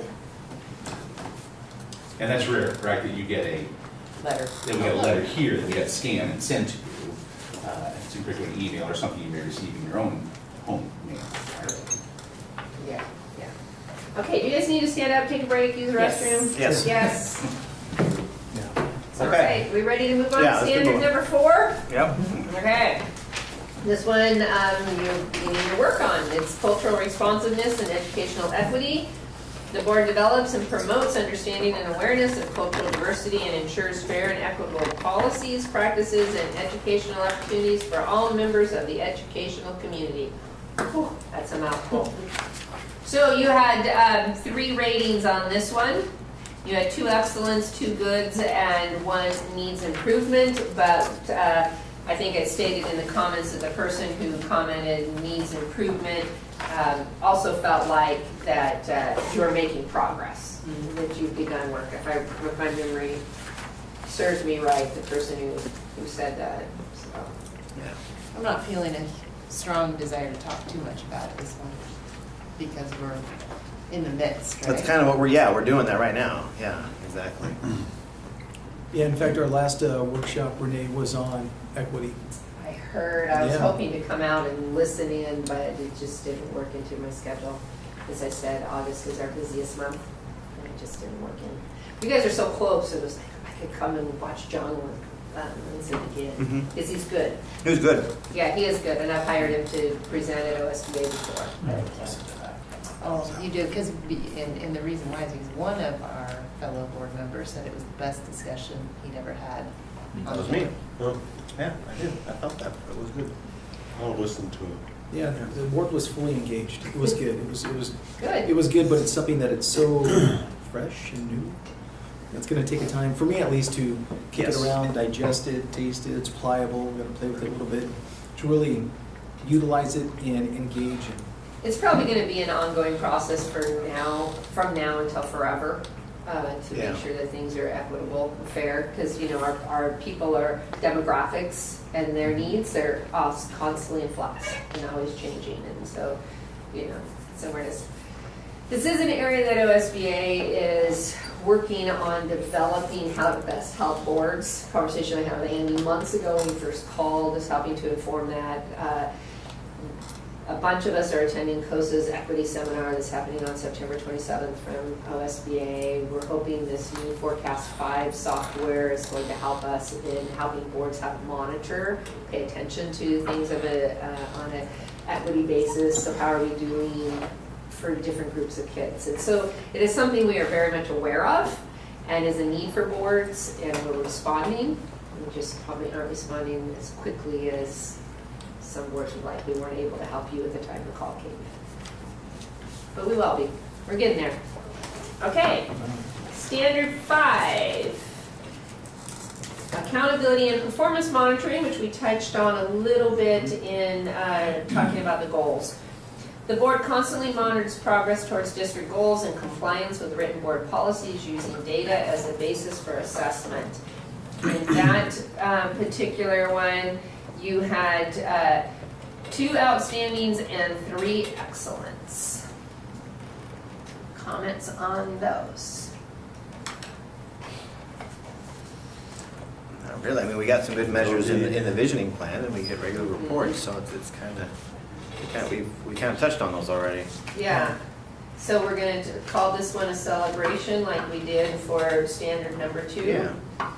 Celebrate this one because you do it well. And as I said, if you want, we're developing and have available to help boards work through developing monitoring plans, if that's something that, you know, creating a monitoring plan and working that into it. But for now, I'll send you the calendar.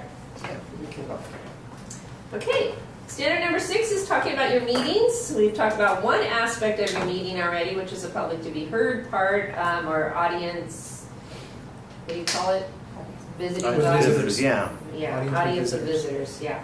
So, so we talked about that one aspect. This one, it says board meetings are effective, efficient, orderly, and respectful.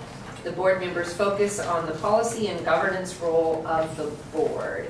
You had a good rating of 3.8. You had 4 excellents and 1 outstanding. on this one? I think this one actually kind of ties a little bit into the conversation we had with Standard 3. I mean, there's a lot of similarities within there. I think we do a pretty good overall job, except for, you know, like we mentioned before, just a matter of keeping everyone on track and focused. So basically, this one is, are your meetings serving your needs? You know, and are you able to get your work done in an efficient, timely manner? Yeah. And you are, so that's good.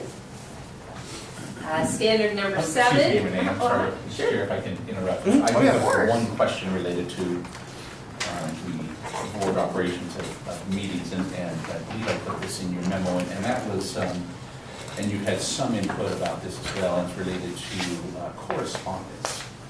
There's been a long-standing agenda item, correspondence, Yeah. 95 times out of 100. I said there's nothing, in fact, it created some confusion, some very good questions by a couple of community members last year saying, well, what is this correspondence? You never had any. I think it came from days of old, when everything was written, right? If we received any letters this week, Oh, Mr. yeah. Superintendent, you know, no, we haven't. I mean, everything is nearly exclusively electronic. Yeah, I mean, it would be like, here's some letters, here's the letters we received the past 2 weeks. And I think some community members were anticipating that their name would actually be said, yes, I received correspondence from this person and this person. And that's not its intent. So I'm hopeful you would have a discussion or just say, eliminate that agenda item. I don't know that it serves a huge purpose. Renee may have something on that too. Yeah, I would just eliminate it. Yeah. If you got letters and they're in your packet, fine, you can read them. But there's no requirement to respond publicly about the letters or to even say anything. Generally, again, there's some kind of protocol of how the board responds to those things, similar to email. That whether there is a standard response from the board chair on behalf of the board, we received your letter, you know, or your correspondence, so on and so forth. It's just taken care of, but doesn't have to be in a board meeting. You know? Right, and in an email, I can respond, Andy can respond, even if it's a simple, got your, Right. but what do we do about a letter? Right, the same thing, you just write a letter back in response. Okay. Thank you, we got your letter. Okay, But as far as an agenda item, I agree with Andy that it doesn't really serve any purpose for your meetings. and I don't think, maybe some people wanted that, well, that communication to be read in public, but I don't think most people do. No, I don't think so. No, I don't know. So, I mean, even though sending a letter or an email to a school board, it is a public document, I don't think that was their intention, is to have it read. I mean, even though technically it could, somebody could request it. But, so yeah, I think we just eliminate that. I don't see a need for that. Does anybody have? Yeah? Sounds like there's two things we're changing Yeah, on the meeting format. yeah. I mean, but that means, you know, we just got, you know, make sure we respond to people. Right. And we do, so. Well, correspondence is going to result in one of those same four things I mentioned. Right. One of which could be it's an agenda item, right? Yeah. And one of which could be that it's just a response. I mean, but Yeah, I don't think we need the section called correspondence. It'll No. already be an agenda item. because he never has anything to share. Sometimes he says, we sent you a few letters, and that was about it, so, yeah. Can I Good with bring that? up one more? Okay. Thank you. Yeah. I don't want to belabor this as well. But I have received a couple of questions about use of cell phones during board meetings, especially smartphones, texts, and things of that sort. And I'm hopeful that you would just say, well, we can put in a working agreement if you like, that cell phones shouldn't be used, or if there's an urgent need that the board member, or that we actually step out. I remember there was a meeting that you had a few months ago, and I know Debbie had a very urgent situation, medical situation with one of her children. And I gave you the heads up at the beginning of the meeting that Debbie may need to step out if she were to receive an urgent call. So I'm hopeful to get some clarification on that, just to be certain we're all on the same page about how you'd like to. Yeah, how do you, like I'm, right now, I have to at the break time, but my son's on a combine right now. Right. You know, I told him I'm in a board meeting, send me a text if you need anything. Sure. You know, and if it fires up, I'll deal with it, but Right, right. I'd like to think we could have that kind of availability, but I think the questions revolve in, are people communicating about the board meeting? Is, you know, I mean, that kind of, do you have any, I mean, So public record laws, or even any note that a board member writes and passes to another board member, is subject to public records. so, So if- somebody could have asked to see what was happening on your phone. and I could, So and if I- they yeah, saw you sitting there and it was pretty obvious that you were yeah, texting something, they could subpoena that Okay. as a public record to see. So you probably want to just not have cell phones visible at meetings, or if you're, have, because there were times when I had to hire a babysitter for Yeah, my kids yeah, at a kids board at home. meeting, but it was before cell phones, Right. but, or just have it there and you can see it. But if you pick it up, have an agreement that you're gonna excuse yourself and walk away from the board meeting so that you're not disrupting other people at the board table. So if you're gonna have to actually use this other than glance at it and go, there's a news article, big deal, you don't Right. care because it flashes on your phone. But if you look and you see that there's, a phone call from the person who's babysitting your kids, or your son on a combine or something, that you'll have an agreed upon protocol that you'll excuse yourself and go into the hall and take care of that portion of the business so you don't disrupt the rest of what's happening with the board. So, the way I use my phone during the meetings is I mark up things that are sent to me electronically, and I access them during the board meetings to remind myself of what I marked up. So, that's not communicating with other people. That is my record of my thoughts and my preparation for the meeting. So if how that's I- understood then, so that's not really using your phone to communicate, like responding to a text message or taking a phone call. So yeah, is that an acceptable use of technology at the board table? And knowing that somebody seeing you do that may ask to see that as a public record request in the same way they may ask That's- they anything can- that you write down, on paper. So, some boards are completely paperless. Everything is done on a screen, Yeah, and I thought about this because when Andy wrote that, he had talked about doing iPads, and we were kind of like, no, let's just wait before we do that. And I thought, well, would that meet my needs for the way I've been operating? And I'm not sure it would, because if those iPads just come to the meeting, I'm doing my markups at home on my own time, on my own personal device, and so I don't know if that would help at all. It's kind of a decision for how you need to do your business as a board. Is what Jennifer's doing, marking up her phone, disrupting things in the board meeting? No, never. Certainly would be if she was picking it up and having a conversation, sitting right there. yeah. That would be disruptive. So are there going to be some areas where it's okay to use electronic devices while sitting at the board table? And are there other areas where it's like, hey, if you get a phone call, you can leave? It seems like this has become such a dynamic part of our lives that I think people assume that it's not necessarily being used to communicate. You can do everything on your phone these days. To me, it's not a disruptor. No, It's not a disruptor. I think, though, maybe on that question, there's also another side to that would be the audience, their participation. And there have been a couple members after the meetings that came, and they were a little bit disappointed because they were trying to focus on the meeting, and yet they're sitting next to a couple individuals that for the entire meeting are on their phones, discussing, and it became that much of a disruption for them, not necessarily, I'm not sure anyone here on the board. So how do we handle also, too, the member participation? Can we say, hey, no cell phones allowed, or shut off your cell phones? What discretion do we have? For the audience? For the audience? Yeah, for the audience. Boy, you're really one to tick people off. I'm a people pleaser. Yeah, I can tell. Yeah. Let's just lock the doors. Can we do that? So whenever anybody is being disruptive, the chair can certainly ask that person to, to change their behavior so that the school board isn't being disrupted from doing its business. The fact that somebody's sitting in a room playing a word game on their phone or sending text messages may not really be disruptive.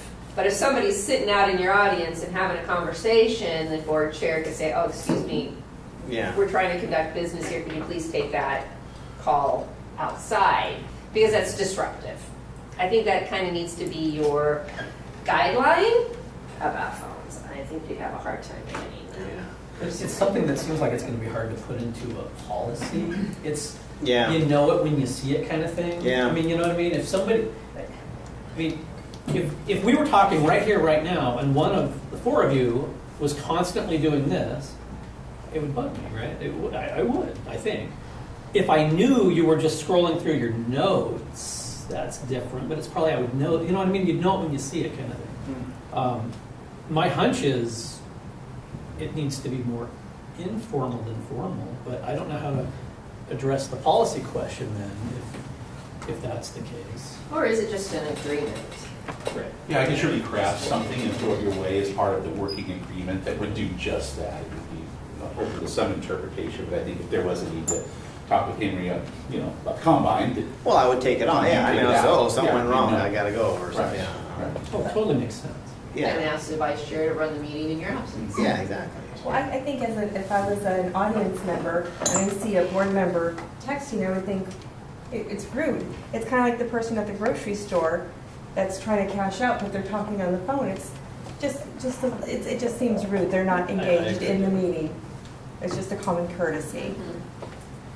Yeah, I don't know how to, It's a perception Mhm. question, right? Yeah. If the Yeah. audience perceives you as disengaged, perception is reality at that point. And Yeah. so you just have to be careful. yeah. I'll craft something. Yeah. For sure. Throw it at you. Okay. Perfect. Thank you. As a clarifying point, we tell this to our administrators as well, that even, so some of them tried to not take the $30 a month stipend that they get for their phone, because they thought if I take money for my phone, and so it's part of the district job, and then that's when my phone gets confiscated for possible subpoena. Even if you're not reimbursed with your phone, if there's any question about subpoenaing your phone, you have to give it up, and they won't give it back till they're done. Doesn't So, matter who owns it. yeah, and so even if you're just taking care of the Combine issue Yeah. or whatever, if someone Right. requests it, you have to give it up.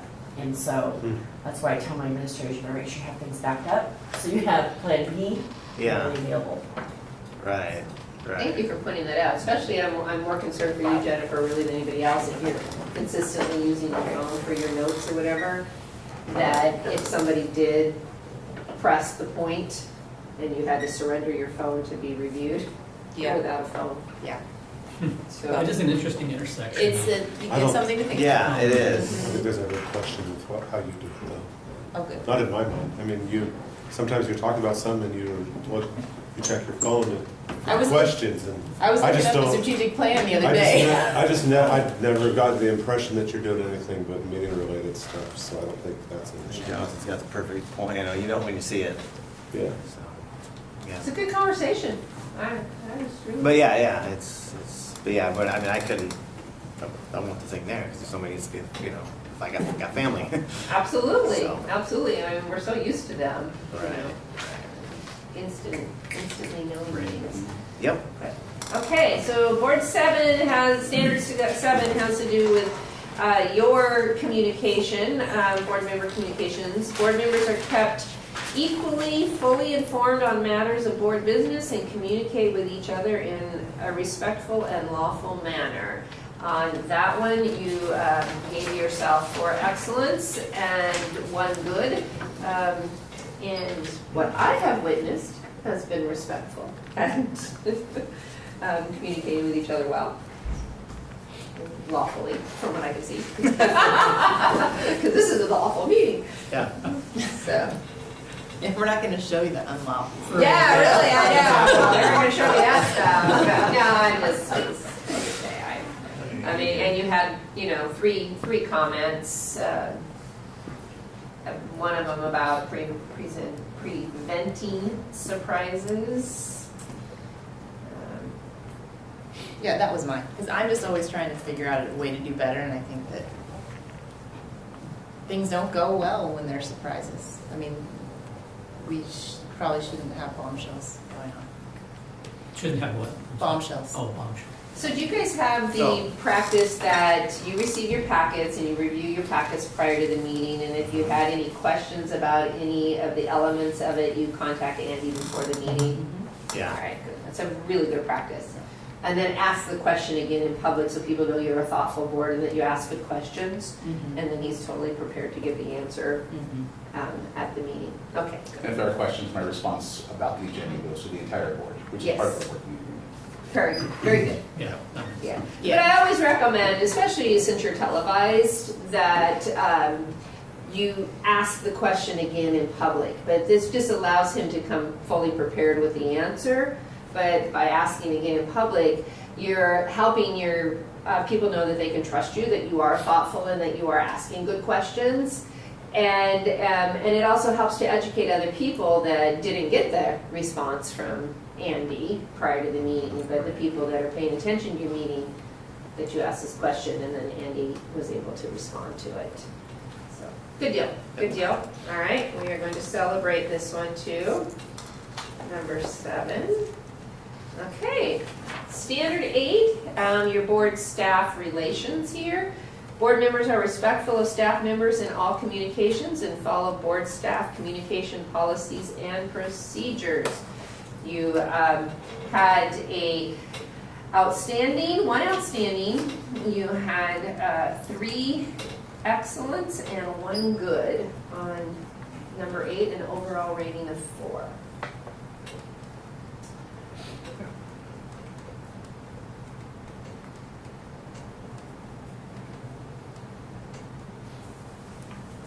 Looks like there's some areas of improvement according to the comments. I think that we've had some We're issues, gonna take Yeah, we have. but I think we've had some Yeah, issues, but I think it's my understanding anyway that things have been worked out. So So you that's the guys, sense I get anyway. oh, well, perception is probably accurate. So are you familiar with which policy this relates to?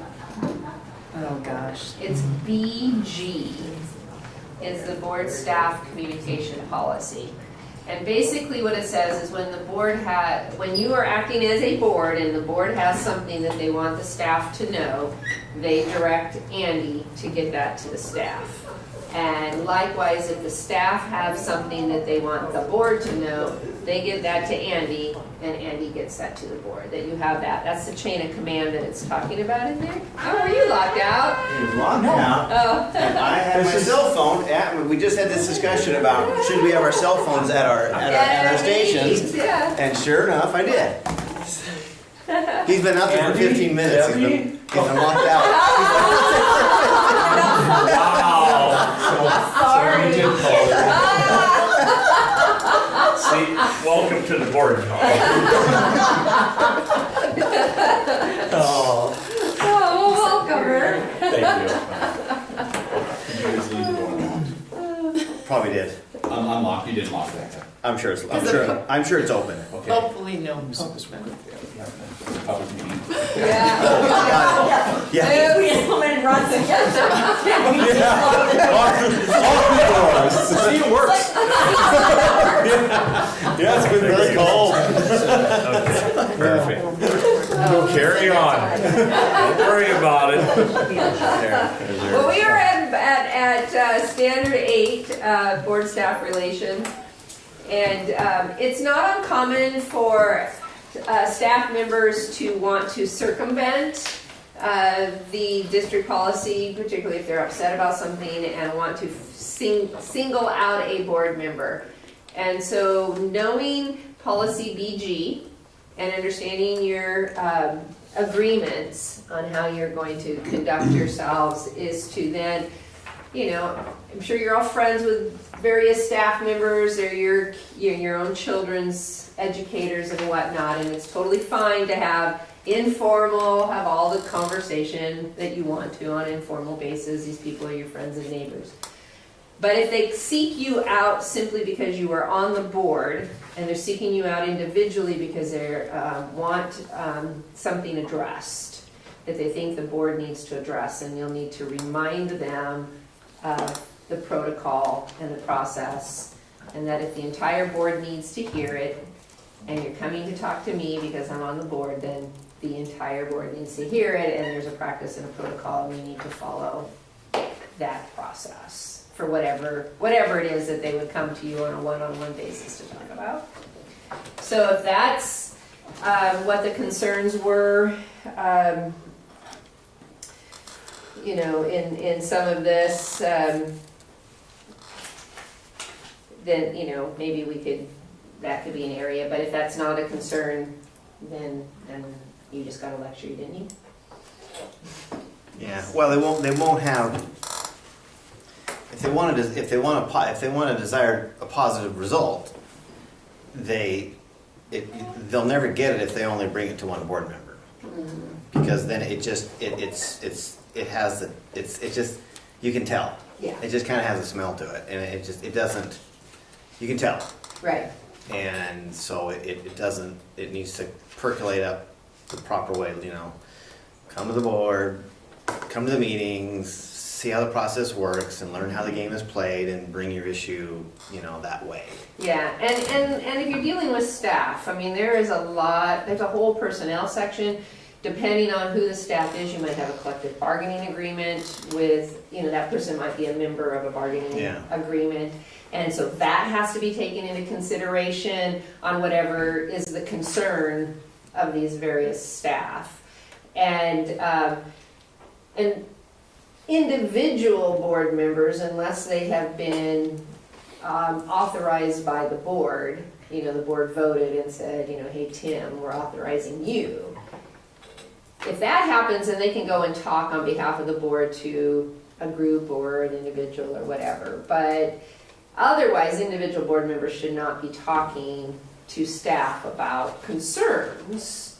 That's not your policy, and it's not good practice. I had heard that there was a request for you to sit down one-on-one with your association, and that is not good form and not good practice, and I double-checked it. I mean, I had this initial reaction of no, but I double-checked it with our head, the Director of Labor Relations for OSBA, Peggy Stock, if you know her, and she was like, no, and I can't ever think of a reason why. I mean, why would, you know, they want to talk one-on-one with board members? One, it's not appropriate, but two, why? I mean, if your teachers association has something that they want to discuss with the board, then they need to go through the process, you know, to do that. Renee, what I think it about- was an innocent request, but I don't think they were trying to. I would hope so. You never But, know. yeah. No, my sense is that they wanted to get to know us on a more personal kind of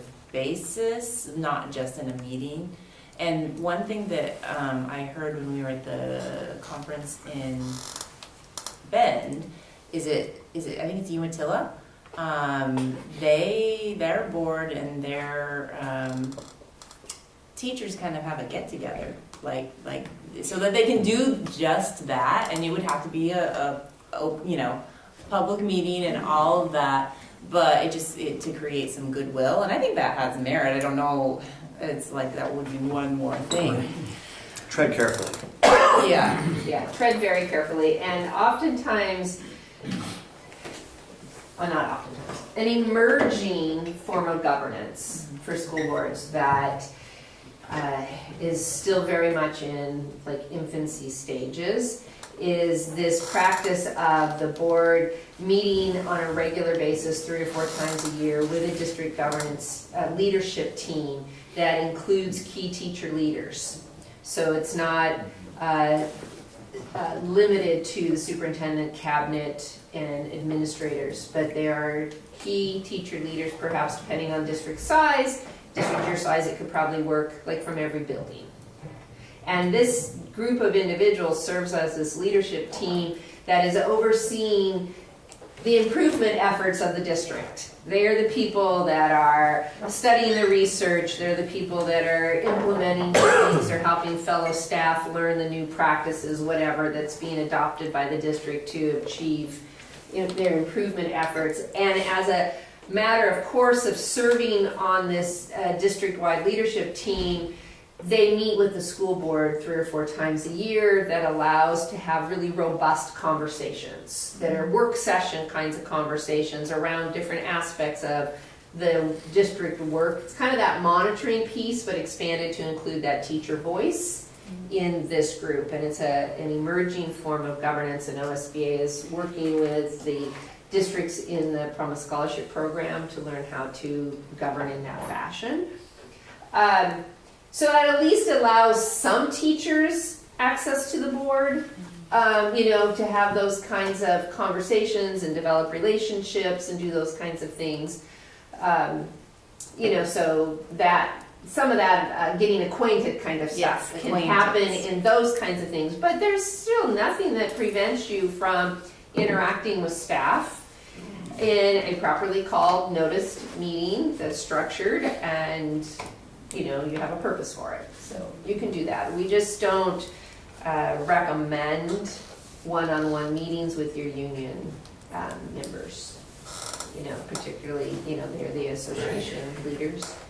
I mean, that makes sense. One thing I heard at an OSBA thing when I first was on the board of the bargaining workshop or something, and they said you build relationships with teachers, but you bargain with unions. That is And that, I've always remembered that because there is a difference. Yes. And, to meet with the union leaders as an individual board member can be really, it's not a good idea because it can put you in a bad spot or the board in a bad spot or them in a bad spot. And so it's a fine line sometimes, but there is a difference in that. So.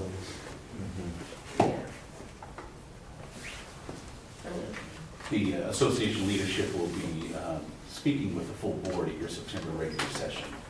We've set that. Yeah. Yeah, that's good. All right.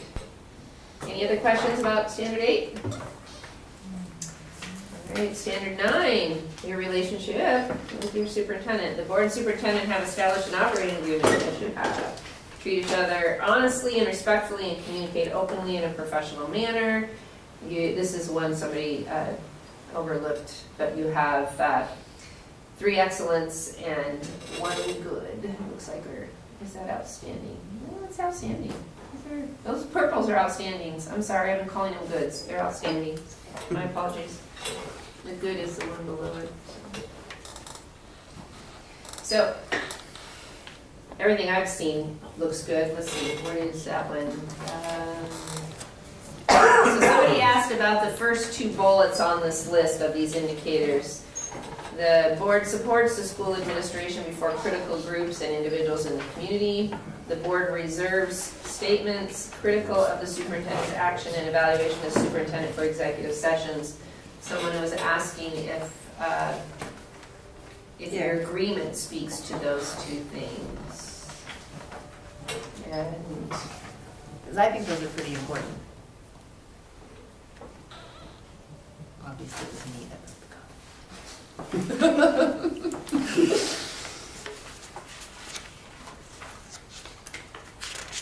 I can remember seeing that the board will support board decisions, but I don't remember seeing that the board will actively support the superintendent in those. yeah, I think the second bullet definitely is addressed in under communication agreements and under number 5. The board will not hear employment-related concerns outside of executive session. That if somebody, even if it's a fellow board member, has a critical statement of a superintendent's action, you have an agreement that says that's not going to be heard outside of an executive session. So in a way, you have indicator number 2 addressed in your agreement.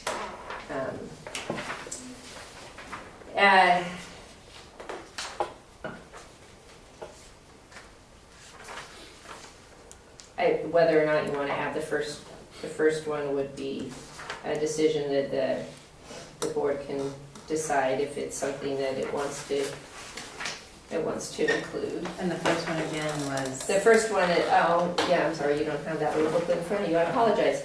The first one is the board supports the school administration before critical groups and individuals in the community. So basically, you're out and about and you hear somebody bad-mouthing Andy and you're like, no, and you support the administration.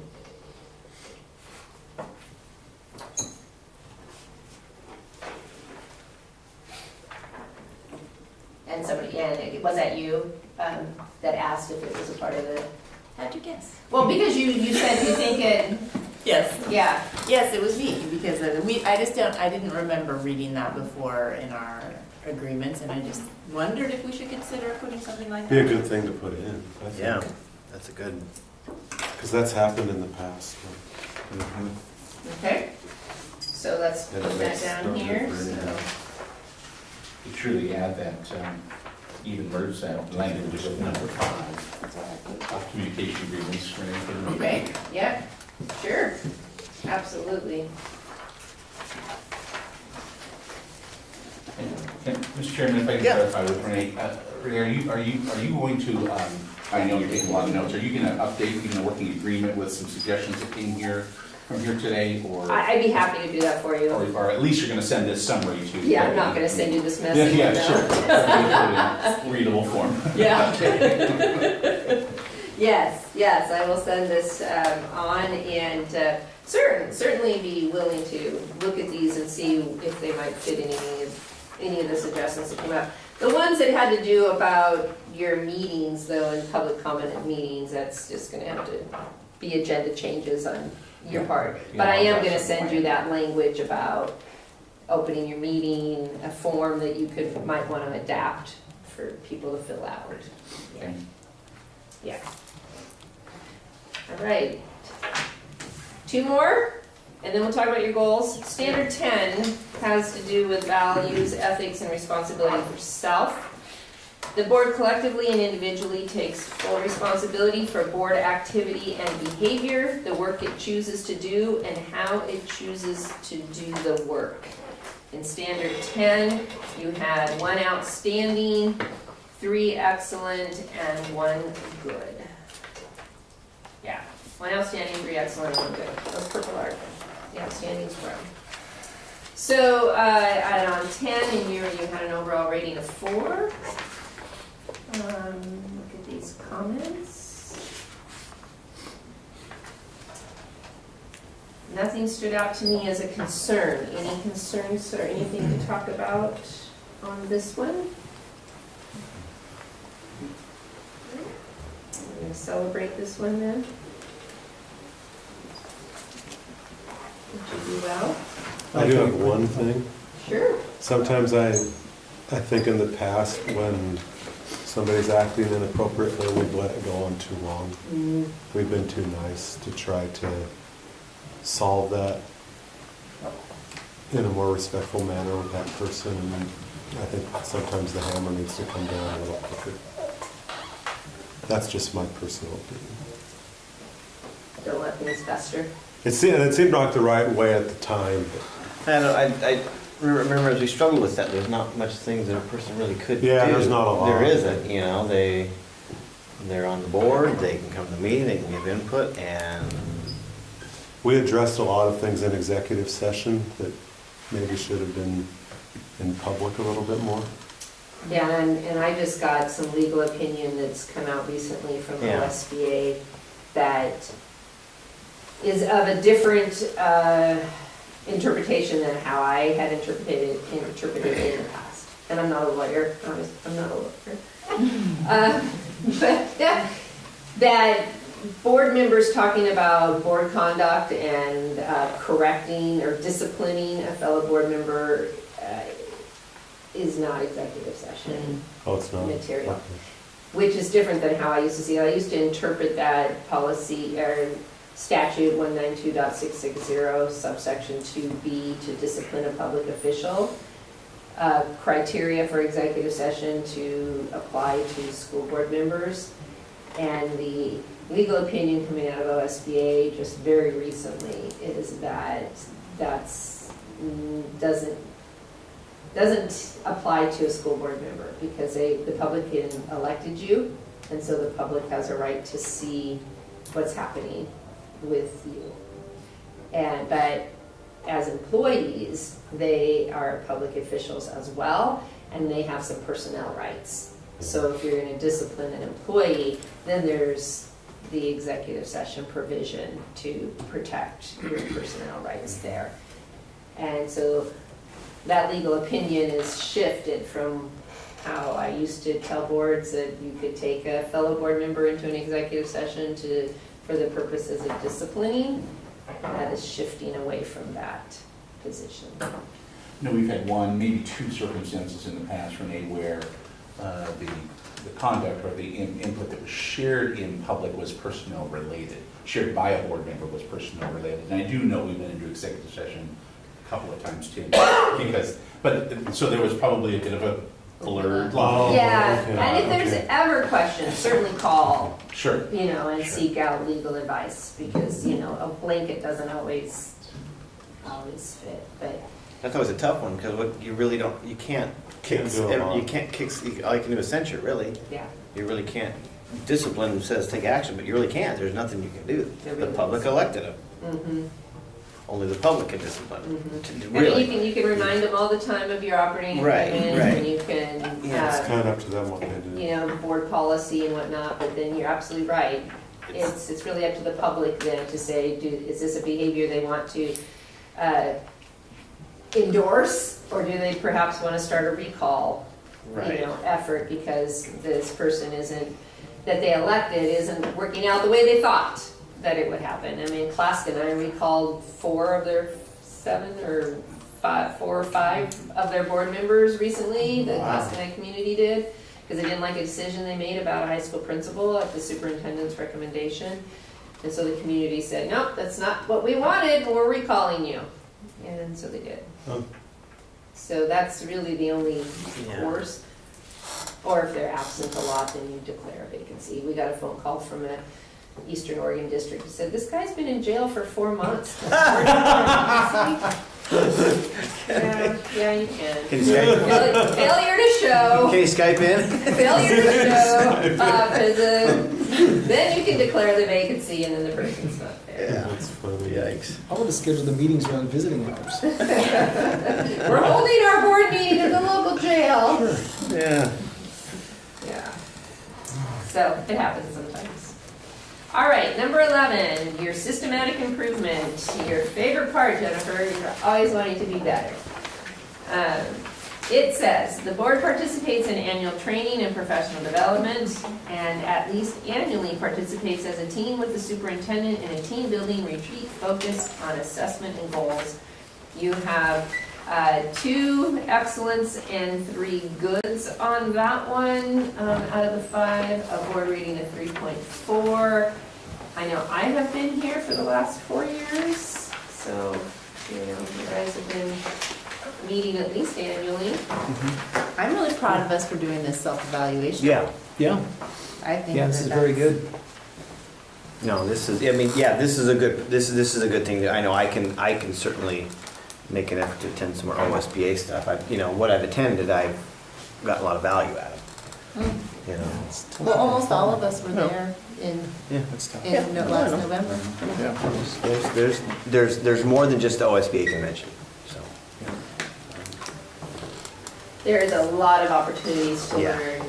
Yeah. COSA sometimes has some really good things. Right. Right. In addition to us. Yep.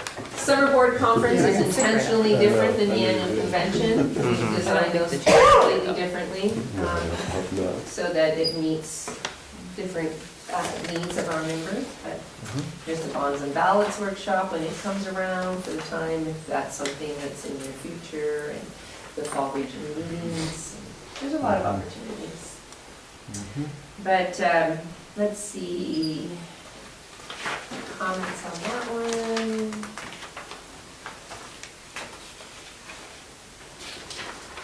Yeah, so, there's some areas for improvement on the comments as far as the participating in OSBA events. All right, your goals. So No, I wasn't very. on page 2 of this It's not as handout, hard as I thought it would be. It was a good idea, Jennifer. it looks like that you had 2 goals. One of them being apply the Year 4 strategic vision plan, I'm thinking of this, as a basis for comprehensive district-wide decision-making and improvement. And performance indicators of the plan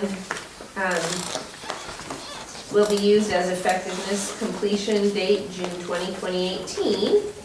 So you had board members with a 1 good, 3 excellent, and 1 outstanding, and 2 board members provided comments on that particular goal. So what happened by June 30th, 2018 with your performance indicators and measures of effectiveness? Can you tell me about that goal? It said, apply the Year 4 strategic vision plan as a basis for comprehensive district-wide decision-making and improvement. Was this a board goal or was this the superintendent's goal? That was a board goal. Okay. Performance indicators of the plan will be used as measures of effectiveness, completion date, June 30, 2018. Yeah, I don't remember that we decided on performance indicators, did we? Well, So it's the performance indicators were those listed within the strategic vision. these, Yeah. these performance indicators Oh. on page 8. Track for graduation. Page 8 of this. Okay, I guess I was thinking more of like what we do in our role. So based on the year-to-year results, we as a district appear to be on target to meet most, if not all, of our expectations. And in order to fulfill our commitment to 100% graduation, we need to move forward with our equity discussion. And we can also be more intentional about asking how budget decisions reflect the strategic plan. There was some questions, if you flip the page to page 4. I wonder if a process like this would be more authentic than what we currently do. Monitor your progress on your 3 goals. Wait a minute, I skipped a That's page. superintendent. I don't have page 3. I am missing page 3. That's a problem. Do you have another one? This is the one I brought. And Oh, that's page 3. Page 3, right With the bar graph on it. Oh, That's Yeah. where it went. I have page 3. I took it out so I could see. I was gonna say you had to. Yeah. I'm like, wait a minute, that didn't make any sense when I flipped the page there. Okay, so that was all, those were the only comments on that goal. So you asked the question, was this really a board goal? Is that what you asked that? Well, in my mind, I was thinking things like adding how our agenda fits to the strategic plan. And so I was, in my mind, was in somewhere else thinking about the things that we control versus the things that Andy and his staff do. Okay. So this goal was set, I'm assuming, last year?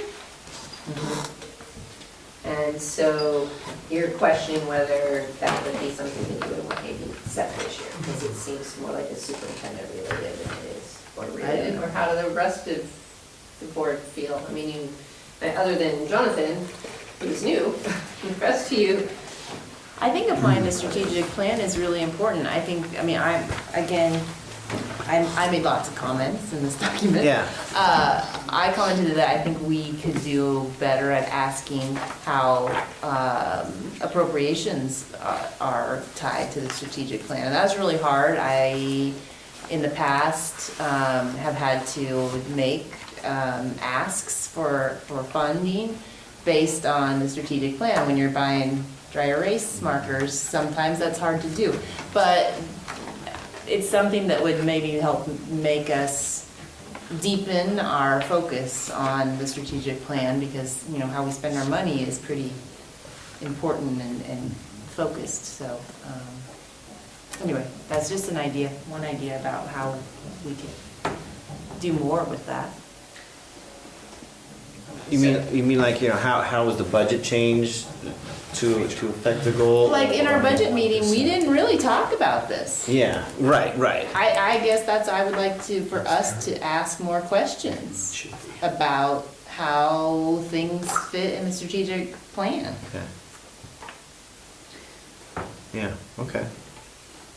So I see here that you would, I believe what the intent was is that when you're talking about decisions, that you are going to rely on this document to help guide you in decisions. That was what I get out of this goal for apply it as a basis for comprehensive district-wide decision-making and improvement. So has the board done that? Have you applied this throughout this last year in making decisions? And I would say that we haven't. I would say that Andy and the staff has. And I'm kind of wondering, isn't that their role? I mean, we help to craft the goals, and then we say, go do it. We set the direction, they do the details. But I guess, you're saying more follow-up questions, and how has this document shaped the budget, for instance? Yeah, because if we don't see it, if it's not expressly said or written, Right. Okay. I think it's our job to ask. Okay, yeah. And there's only a couple of ways the board can apply it, right, so budget, policy, right. There's only a couple of things that this group can do to influence change based on these goals, right? And I guess I would ask the question, if you think back over the last year, were there consciously decisions you made as a board that you can look and say, we chose this path because of these goals? And if not, maybe that's the point you're making, is that maybe we shouldn't. I think it's come up. I think for certain it's come up in our discussion, and I think that we have supported what the superintendent has recommended based on this. But I guess for me, the next step would be, how do we live it a little bit more? And that's kind of what I was asking, I was trying to ask, is as, it's definitely an appropriate goal for Andy as a superintendent, and then to be able to say at the evaluation times, your interim check-ins and at the end of the year that, when I was making the decision about X, the strategic plan definitely came into consideration as, I was making those various decisions. That was a good question that you asked about, does a strategic plan come up in your decisions? Because if this is a board goal, this isn't a goal adopted for the superintendent. The board goals are about you. Like making a goal, for example, around improving your audience with visitors portion of your board meeting, to have a goal that's around there that you would there would be more order around it, or whatever. It might be a little hard to measure a goal like that, but that would be something that the board is working on in improving your meeting effectiveness and improving your communication with the public, is that you want to have a streamlined, consistent, fair audience with visitors portion of your board meetings, and make that some kind of a goal, and then reflect back on that a year from now and say, how do we do? Did the changes we made make a difference? Is it better? Do we need to make more changes? How's our relationship with our community in respect to that aspect of our board service? That to me seems more like a board goal, where this seems more like something that is district operational. But it could apply to you as well. This goal definitely could apply to you if you are having the kind of conversations around, hey, does this decision that we're going to make, what kind of impact does that have on our strategic plan? And would incorporating that into our agenda fit? Definitely. So, so if you had, we talked a little bit about tying some of your items to some of the different goals that are in the strategic plan. And so that that when you're making a decision about X, Y, and Z, it's definitely tied to either tied to some element of that. Certainly could do that if that was what you wanted. For me, I know that during the meetings when we have the principals share the data, all the analytics, for me, that's one way of kind of balancing or bouncing off, are we in line with our Yeah. vision? So I'm just curious, from what you want to see, how do we put that into play without getting mired and bogged down? I hear what you're saying. Reports, my daughter goes to, and my son go to a charter school, and their administrator reports are broken down into the goal categories. Mhm. And so every item that is reported fits under one of those categories, so that you could just see how it's tied together. Or hopefully you see. Hopefully you might have to ask for some explanation, but that's okay. I mean, yeah, I agree. I don't want to, I think getting bogged down in anything is no good. I think we only want to do things that are going to be effective for us. But making us more conscious of the vision during those meetings seems like something that's reasonable or Sure. good. Can I chime in? Oh, yeah, sure, absolutely. This is really good feedback. And Jennifer, especially your comments, I appreciate that. And I think there is, well, first of all, this is not my decision, of course, it's all of you. However, what I really like about it is I don't know that I have ever provided a vehicle specific to that. We have asked principals to provide reports based upon the strategic plan and asked them to target certain things. And we've given interim reports on, let's say, the strategic plan, and then, generally end-of-year reports on the strategic plan. And that's been about the extent of it. But I think there is some real potential. In fact, I've been a little frustrated with this at times myself, is how to do just that and place that strategic plan in front of you and let you see the metrics that are happening. Not so much minutia, but I think sometimes seeing some of those daily references makes your life a little bit more complete if I can provide that to you as compared to something that's really high elevation. So I actually wrote a few notes down here, just even considering next year's goals. And generally in September, you begin having those discussions based upon things that you've had in the past.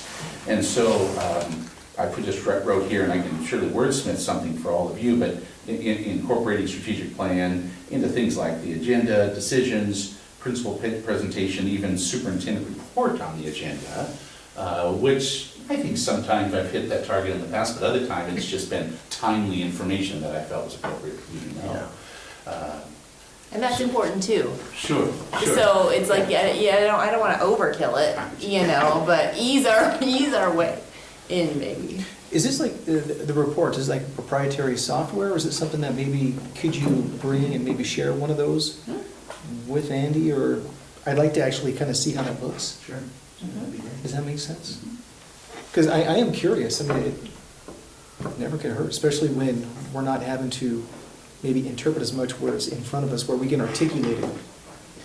Well, and what I like about those reports that I see is that they're not all numbers. I mean, sometimes they are numbers, but there are a lot of anecdotal kinds of things that do work towards, that you're never going to be able to measure necessarily, but you can see the steps that the administration has taken in order to further that goal, even if it's not a number. And maybe another way to communicate the information.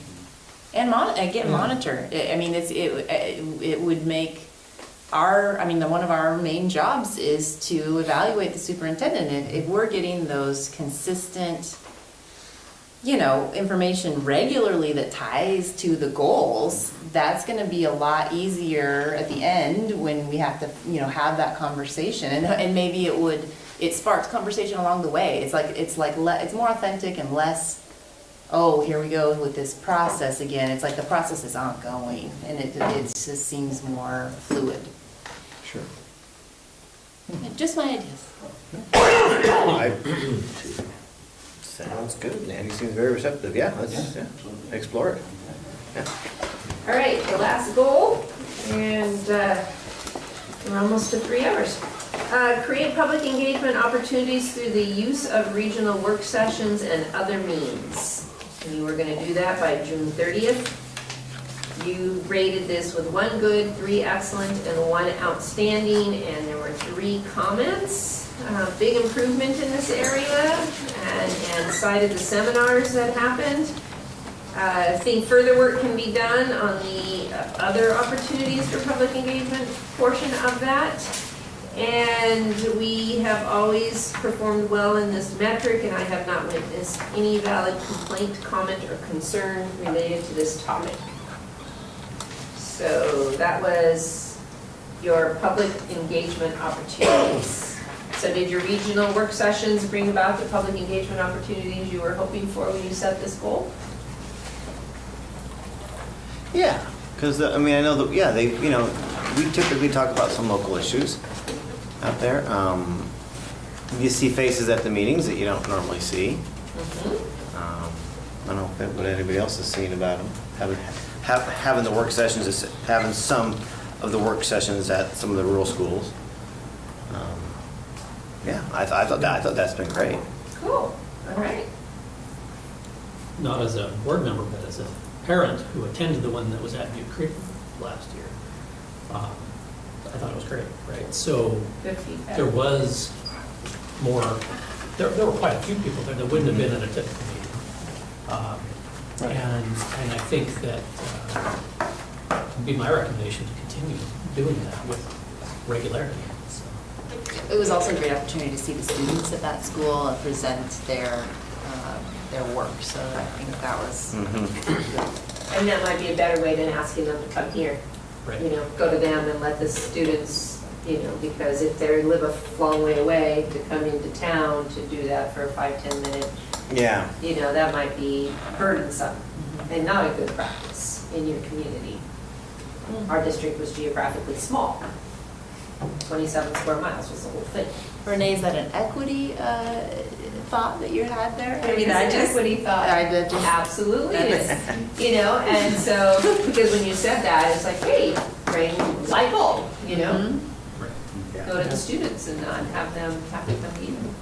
It was nice to engage them in their comfort zone in their school, and we did see people that we normally would not see at the board meetings. I think that's pretty important.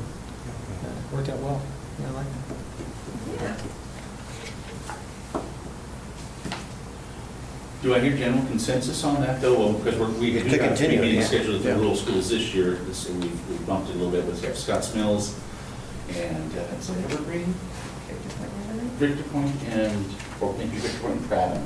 So to have Yes. kids for the first few minutes present at each one of those work sessions, would that be? I think that would be great. Yeah. Oh, yeah. Because I think we only did it at one school, maybe 2 last year, I recall.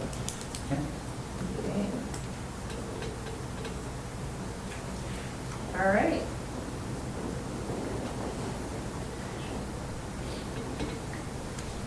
So, the last thing that I was asked to talk to you about in respect to the board self-evaluation, if you wanted, was the operating agreement, but the hour is getting late. So I will defer to the wishes of the board to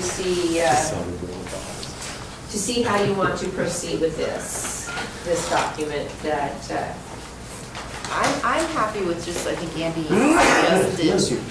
suggested that Renee offer some suggestions. That makes me happy. Because I think I don't see anything that's, I understand everything that's in here, I think. Yeah. Yeah. we've gone over this with a pretty fine tooth comb in the past. Yeah, nothing And needs to change too if- much. Yeah, and so if it's continuing to work for us, we can incorporate some of that language about supporting the administration into that communication piece. And I'll read through it again. I'm not as familiar with it as all of you are, because I but- see it once a year. Right, but you see, how many school districts do you see? We help with quite a few. Well, yeah, so in that, and you see what works and what doesn't, and it's, But it's always a relationship. I mean, when the Yeah. time comes that Andy does retire, it will happen someday. This won't work. You won't be Right. able to just blanketly apply this. You'll have to start over again. Oh, okay. You know, a new Mhm. board, a new superintendent, and you might use it as a basis, but you can't expect that it's just going to Right. blanketly apply. Because this Right. is your relationship with Right. this gentleman right I here. do value your input on that, and we've received some good input tonight. But second to that, I really value the board, it's not required, so that you take action every year to approve that. That says, I think, to the public, your commitment to our relationship, and I think the fidelity that you expect from all 7 of you, for each of you to maintain that work. So that means a lot to me. I appreciate that. And so unless, I can surely slip this into the September regular session agenda for your review and approval, get it to you, a week in advance at least, and let you chew on. Yeah, for sure. And I can get all of what I've promised you, my list and whatnot, next week. If I can get it to you by Friday, I will, but I'm only in half a day Thursday, and it is convention planning time, and so. I And it's a long weekend, and I'm gonna take it. You're gonna take it, good for you. It's my husband's birthday on Saturday, we're having a house full of people. Yay. So. You know what, I do have one last thought that I don't want to let the opportunity pass.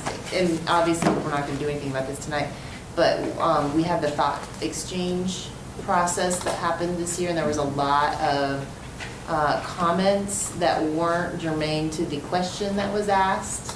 And I think that might be, and could be, you could interpret that as another opportunity for some kind of listening session at some point. And it's not something that we necessarily need to do now, but I think that people might not have answered the question directly because they wanted to talk about other things, right? Yeah. And so giving an opportunity, a different opportunity to talk about those other things and hear what people are saying might be something that we think about for the future.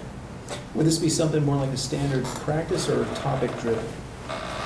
I don't know.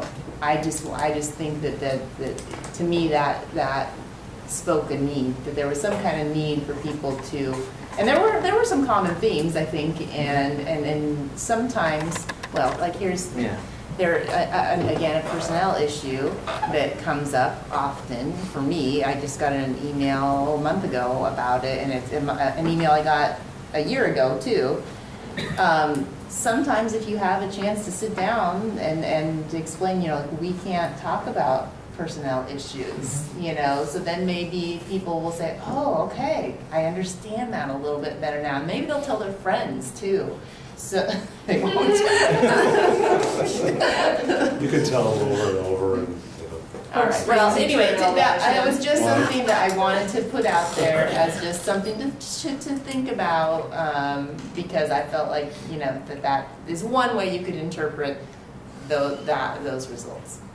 So you can do to keep continuity, do like a quarterly, coffee with the board, right? I don't know if we Every can do 3 months. quarterly, our plates are full too. I mean, that's the Yeah. other thing, is that we gotta balance, we can't be everything to everybody. Yeah. So it's finding that balance, but, I think that understanding the public can be helpful. Sure. And so just figuring out a good way to do that could be productive. And that could be something that's more topic driven, especially when you got hot points that people engage with more so than like over the summer where it's fairly quiet. Yeah, interesting. Okay. Yeah. I Thank should you. comment on that just briefly, Jennifer, because I think it may help that quest. I fully support that. We've done that a few times in the school district as in the past. It's generally been around budgeting time, especially when there are serious reductions that need to be made. We've actually held listening sessions for a couple of years in a row specific to that. I remember one at the high school. There must have been 150 people there. It was very well attended. Full board was there, just like Renee shared, presentations by me and by board chair at the time. But I want to remind you, we have, with specific to our strategic plan, 2 full days of public input through our forums, right? Yeah, And coming up in October. And again, that's not specific to the board, and I get that. That'll be led by a consultant. Board members, of course, are invited to attend that. But there'll be, I don't know, 10 or 12 very targeted focus groups that will occur over those 2 days, and there'll be 2 entirely wide open public forums over those 2 days as well. Might be interesting to see the response and the feedback you get from that. And my suggestion would be you take that information and then leapfrog that into, should we have another listening session in March, maybe pre-budget? Or should we have another one at some other time during the year, or some kind of regimented practice after that? Just as Good ideas, Andy, thank you. Yeah, great ideas. All right, anybody have any further questions for Renee? Thank you, Renee. Yeah, thank you. It's been a great presentations, always. I mean, it's good This training. is all you guys. Well. Thank you for inviting me. Yeah, no, thank you for coming, so. All right, does anybody have any further business? All right, seeing none, meeting adjourned. Thank you very much.